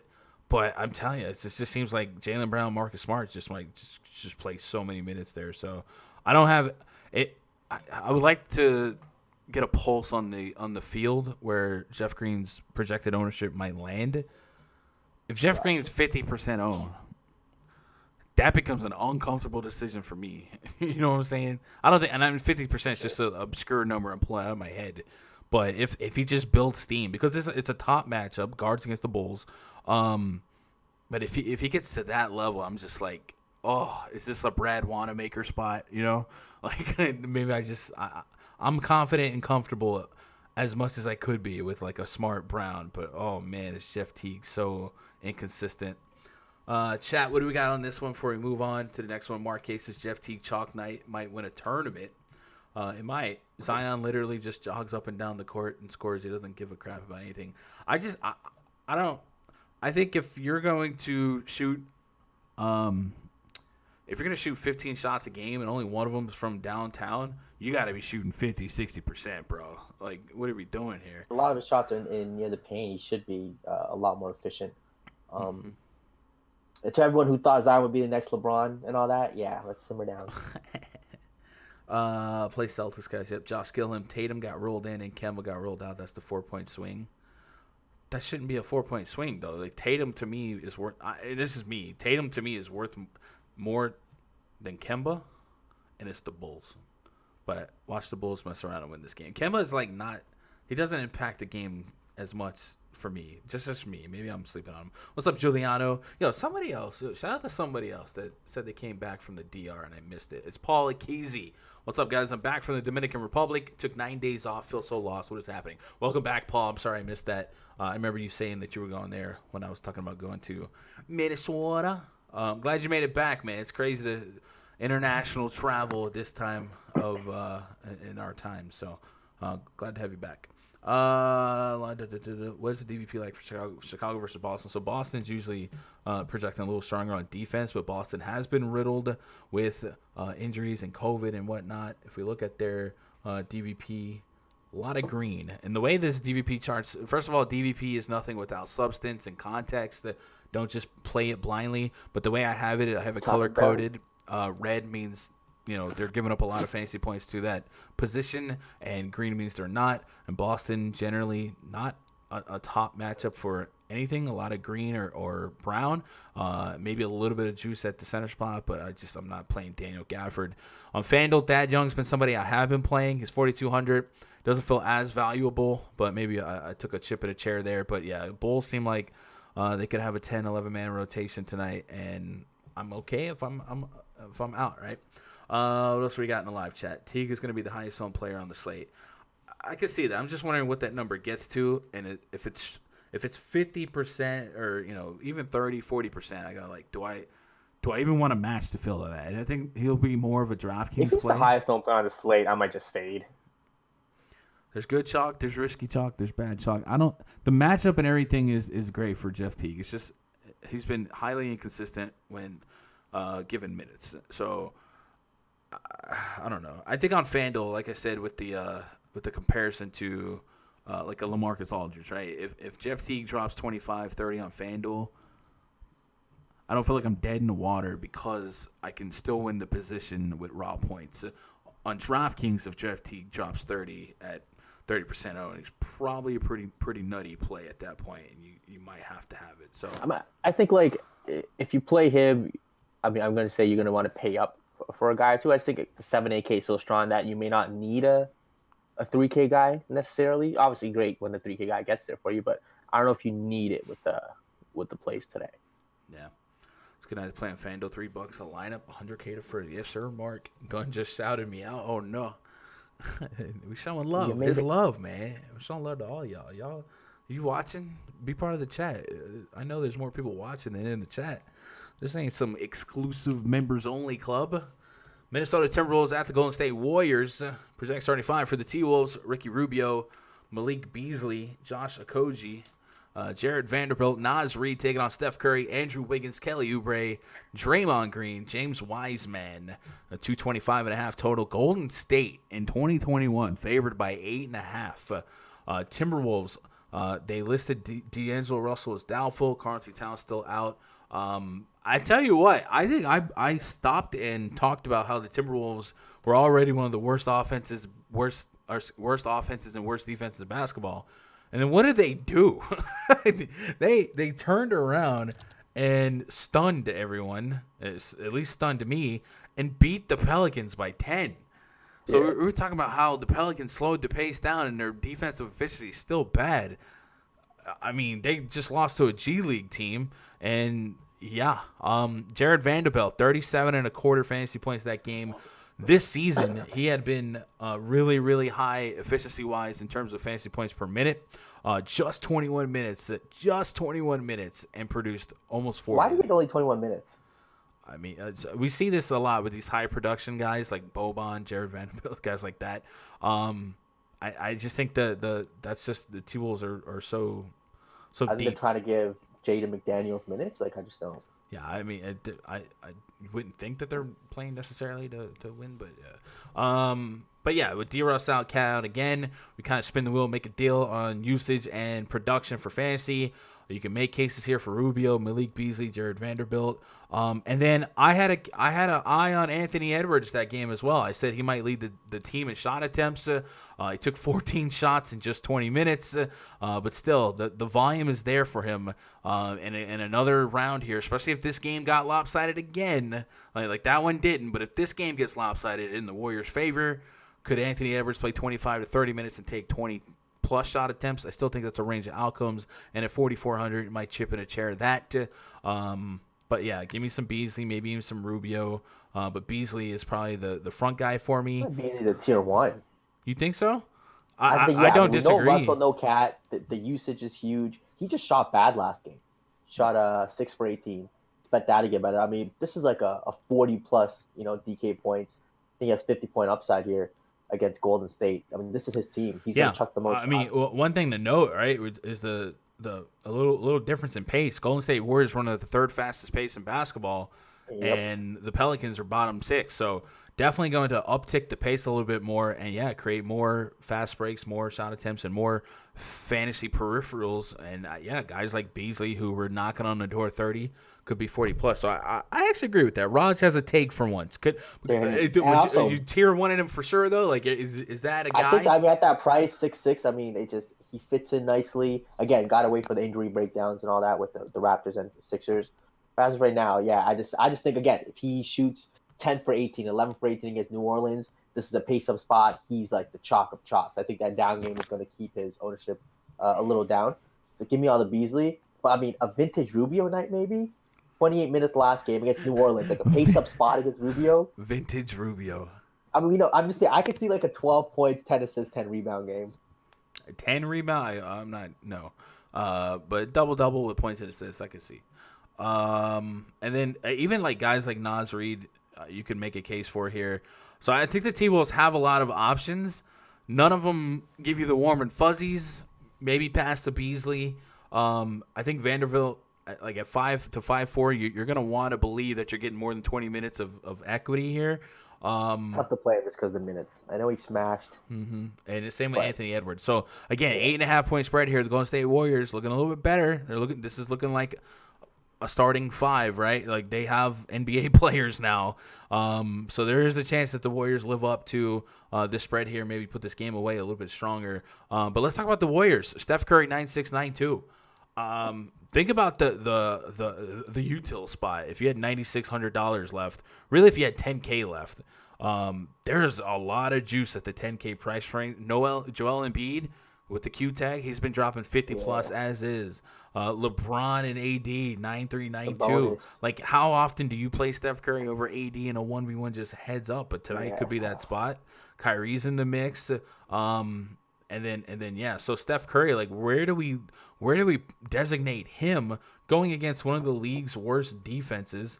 If we go to that team metrics chart, the defensive rating on the Timberwolves, they're the fourth worst defense in basketball, and there's no Cat, there's no D Russ, so the matchup gets presumably softer. Although I will say Ricky Rubio is probably a step up defensively than D'Angelo Russell. Where do you put Steph Curry here? If you're gonna tier one a couple of T-Wolves, or at least have invested interest, 35% usage rate on Curry. Is this a 60 fantasy point night? My conservative projection have him at 51. At first look, I was like, I probably won't get a ton of Curry, but when you look at Minnesota, not great defensively. Are they bottom 5 against point guards? They have to be, right? Let's get a DVP chart. Minnesota, bottom 5 against point guards. Bottom 5 against point Steph guards. Curry, though, yeah. Yeah, it's Steph Curry. I mean, seems like a spot he can go for 60. He has that upside here. 9.2 seems like he should be maybe like 9, 8, 10K in this price. So you're getting a little bit of a discount, it seems like. So give me some Steph Curry. I'm going to have some of him. Andrew Wiggins, revenge narrative, going up against his old team, 6,500. We've seen some blow-up spots. I wouldn't be shocked if he gets 40-plus here. James Wiseman's interesting. He's definitely had a couple of good games. 25 minutes each of the past 2 games. If he played 30, I think he would smash. If they keep him at that 25-minute limit, I'm at 5'4", he will just get there for you, and maybe a 30 bomb. But I think they're in play. So give me Curry as a tier, I think 2. I don't know about tier 1 is just tough because you got Lillard with no CJ coming up. Bro, so how strong is 8 to 9K, even 7K? Yeah, like I can't get to Jokic. Like I just look, Jokic is out of and there. And then like Luka, if Embiid is out, like you just have to put Ben Simmons tier 1. But and remember, coming up, Damian Lillard is on deck, right? Like, people gonna be all over Dame without CJ, without Nurkic, and he had like 50 at half last.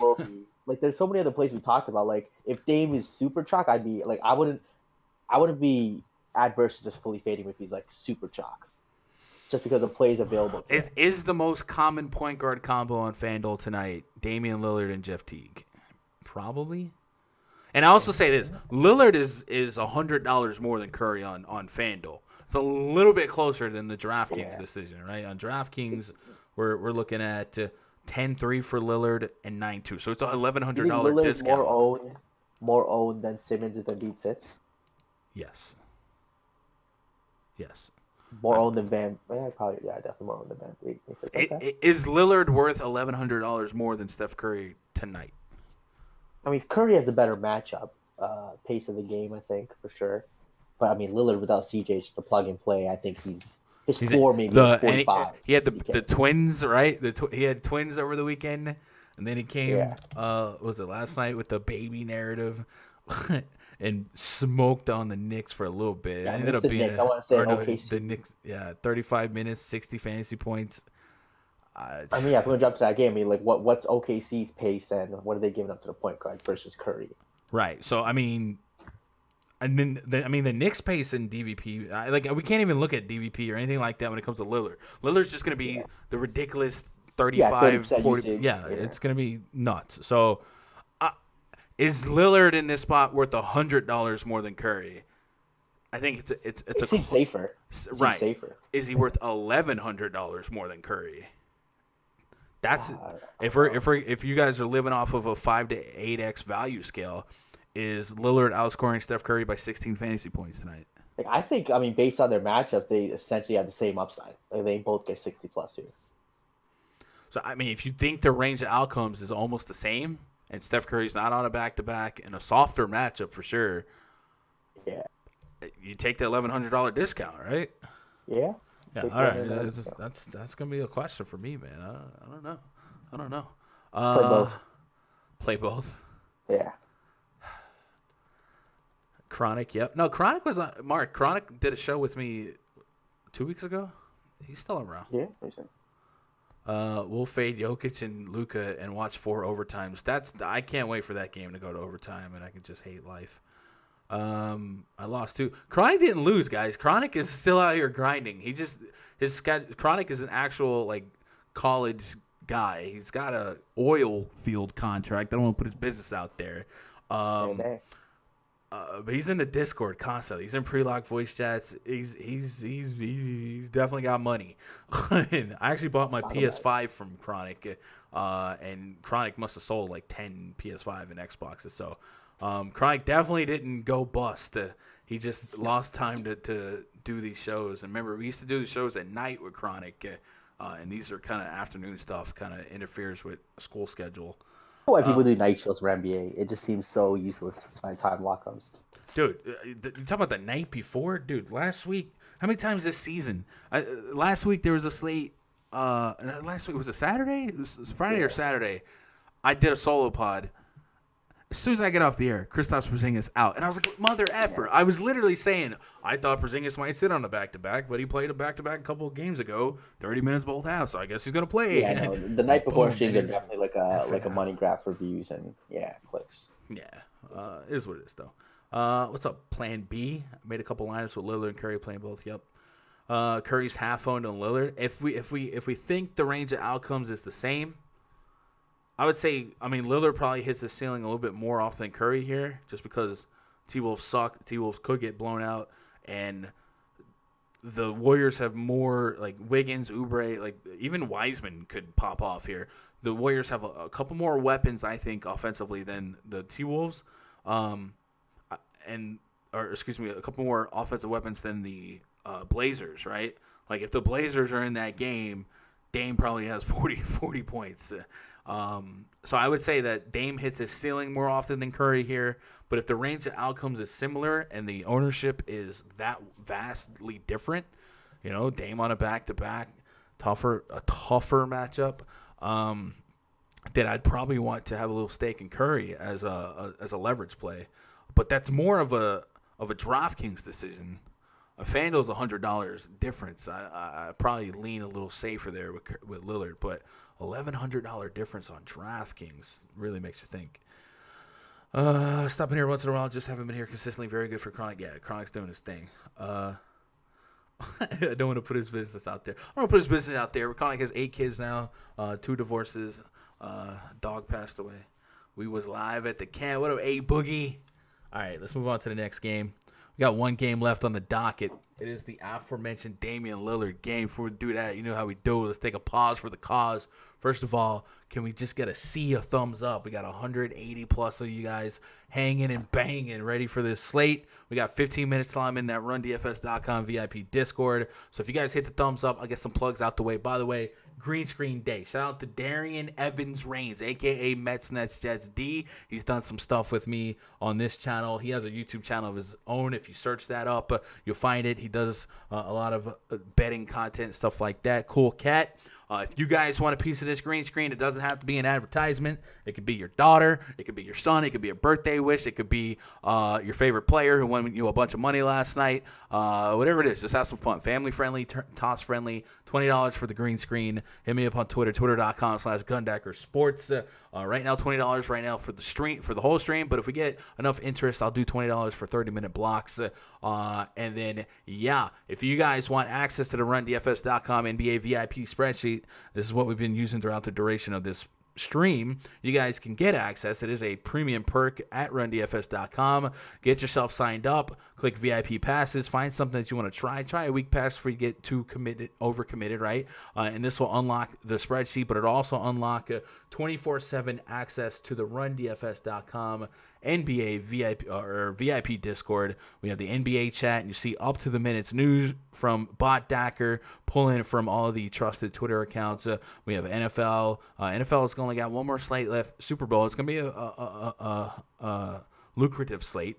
And then we have hockey. Our buddy Kyle from Fantasy Domination giving us picks, his favorite stacks every day. We have NASCAR in a couple weeks. Baseball spring training is coming. Hopefully, the Cactus League was like, hey, we might need to delay spring training. And we're like, what? You guys have a hockey team playing in front of fans every day. Why would we have to move spring training?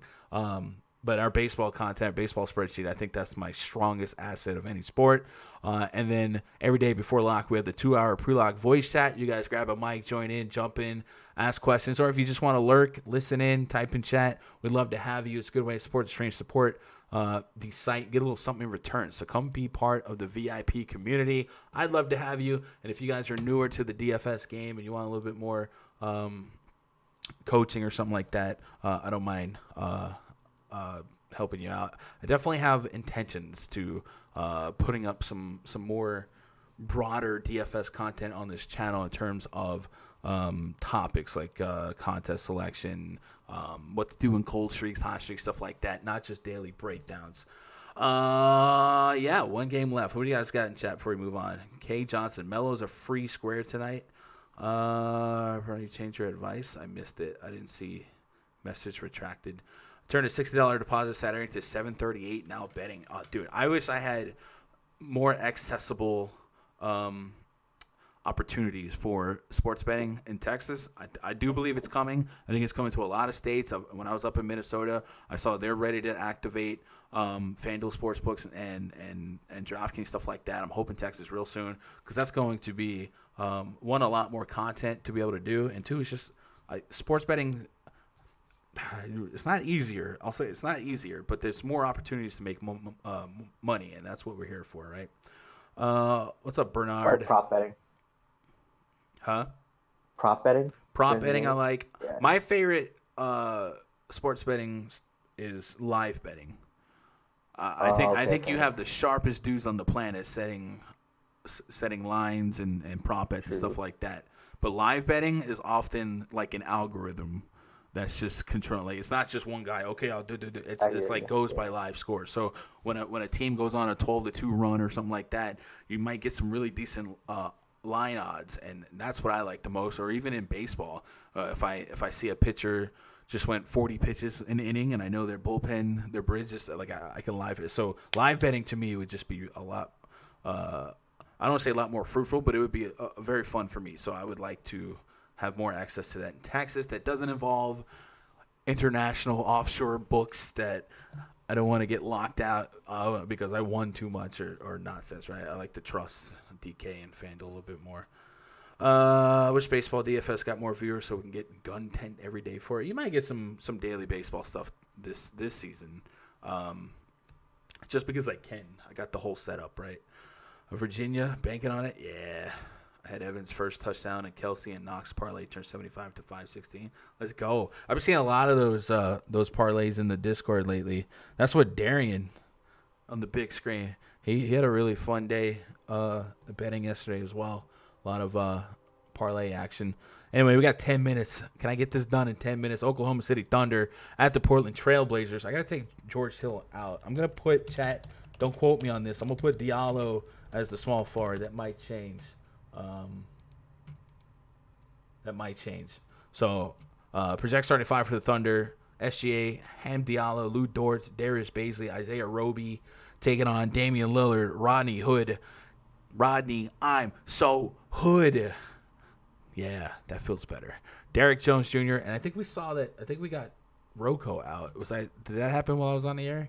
Let me refresh labs. News from the last game happened while I was blabbering. I got George Hill out and Robert Covington out with a concussion. So we're going to put Carmelo here.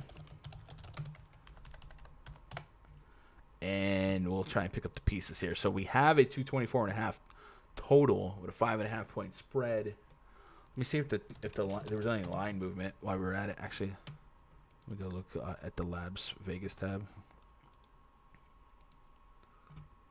So Rocco wasn't really like a usage guy that's going to even further bolster a guy like Lillard, but the spread is at -5.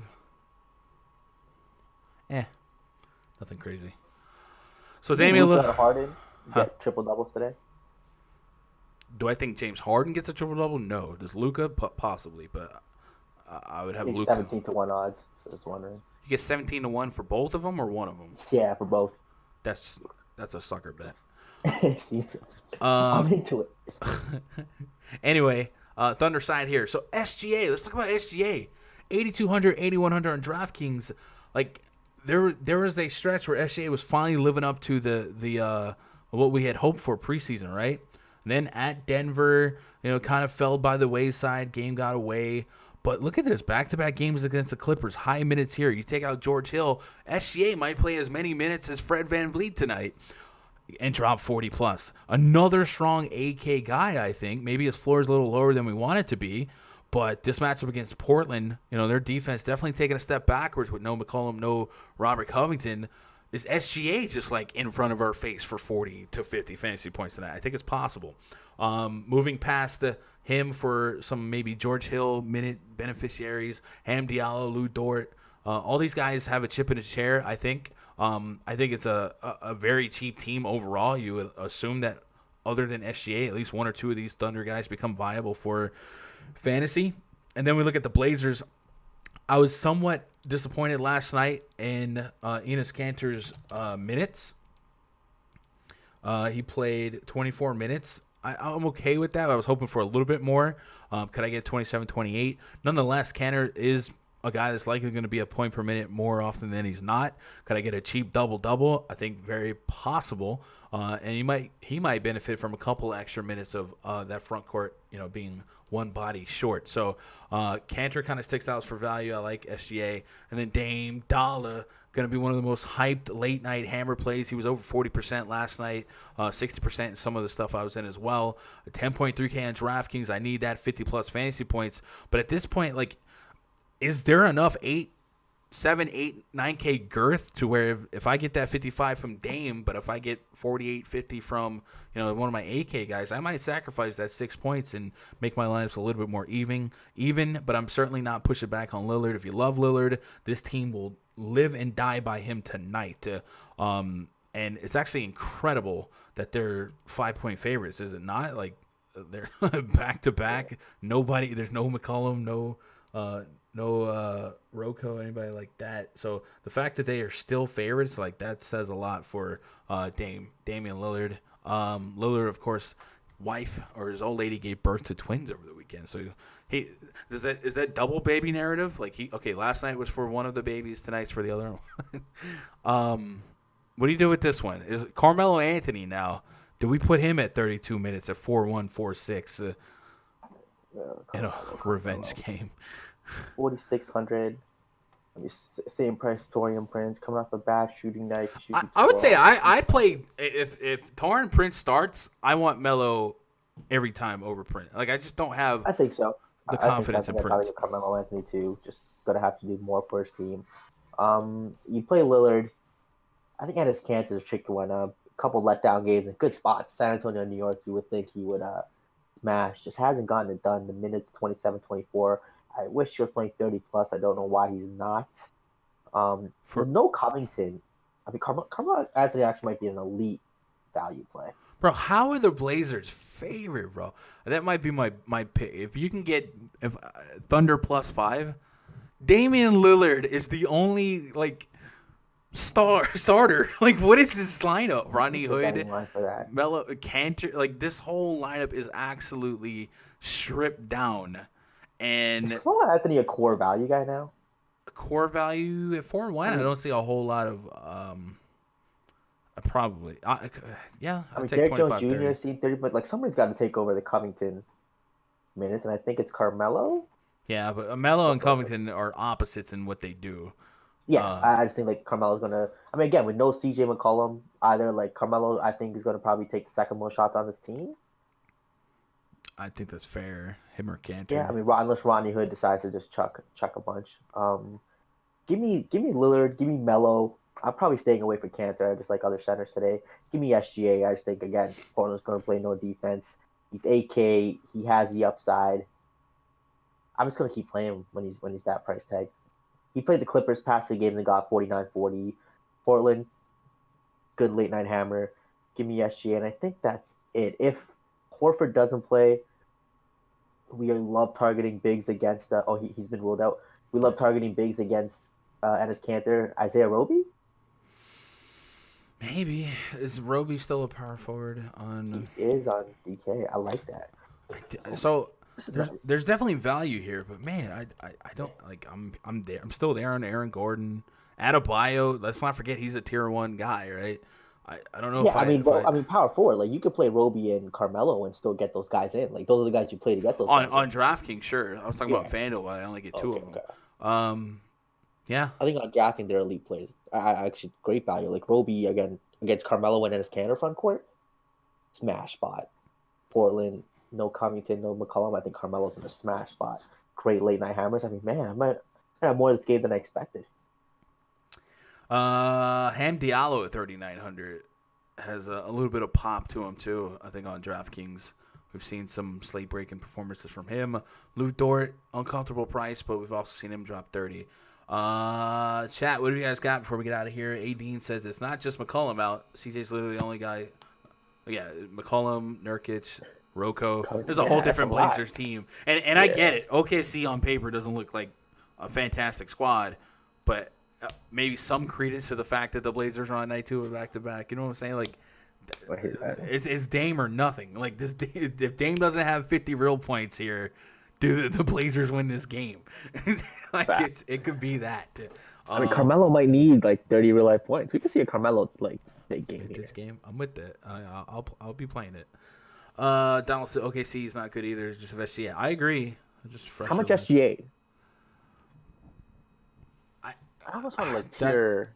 That's an uncomfortable. I don't want to say uncomfortable. That's a hard question to commit an answer to, because tier 1. Do you agree that Bam Adebayo has to be? Yeah, Bam is tier. I think I might like him just like I guess in a util spot over Aaron Gordon or like Gordon Hayward. Mm-hmm. It's just like it's Portland, right? They're not playing any defense. Has the usage. SGA. Is he a tier 1, tier 2 type of guy? 35 minutes. He'll definitely be tier 2 at the lowest. Yeah. I don't know. Right now, it's hard to commit to tier 1. Simmons versus him 1v1, I think is interesting. Is it though? So our brain on Simmons. Ross says, this season Simmons hairs on Embiid off. Ben Simmons has just a 19% usage rate with a 0.6 fantasy point per minute. It's only 71 minutes of sample size, but it's not as good as you thought it was, right? We push it back to last season, 2019. Same thing. Embiid off, Ben Simmons, Tobias on. I think that has a lot to do with Seth Curry and Tobias. I mean, Seth Curry is more of a chucker than Richardson, and Tobias is taking a step up this year. Well, last year Simmons 20% usage rate in that same scenario, 1 fantasy point per minute. So like it's fine, but it's not like he's getting 30% usage without Embiid, you know. So that's what. The Detroit Pistons. Yeah, I mean, he should dominate. I'm not saying he's a bad play. I just think our brain likes him without Embiid more than it should, considering what the team is now. But yeah. Anyway, chat. Any last questions, comments, concerns? Tomorrow's a shorter slate. NBA schedule for tomorrow. Melo's free square on FanDuel, says K. Johnson. Is Melo a power forward or small forward? He's small forward. Ooh, I love that. Definitely give me that. Tomorrow's NBA schedule. Melo and Diallo for FanDuel value tonight. Plug in those AK guys you like tonight. I like that a lot, James.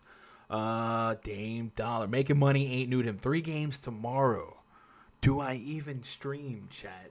Do we even stream tomorrow? I probably do just to have it out there. Oof.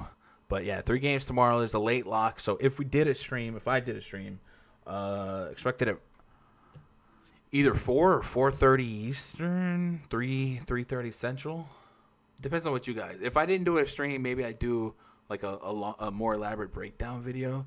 It's just 3 games. Just feel like there's whatever. And then Wednesday, it's a bigger slate, 2, 4, 6, 8, 10, 12 games. That's probably the biggest slate of the year outside of the one before Christmas. I think we already saw a postponement, so maybe that 12-gamer turns into like a 10-gamer. But Giant slate on Wednesday. We'll definitely have an early stream for that, and Thursday's back to 4. I hate the schedule, man. It's like Giant slate, really small slate, Giant slate. Bro, give me these 6 to 8s, bro. That's all I want. Give me the 6 to 8s. But I got to get into rundfs.com VIP voice chat. If you guys want to jump on over, we'll be there. Go to rundfs.com, make yourself an account, get signed up. If you guys want the green screen, twitter.com/gundacker. Otherwise, I hope you guys absolutely crushed it tonight. Show me them screenshots on Twitter, showing your success. Your success, my success. I'm happy for everybody. I'll see you guys probably tomorrow in some fashion. Otherwise, I'll see the Vipers in the voice chat. I love you guys. Good luck. God bless. And go win some money.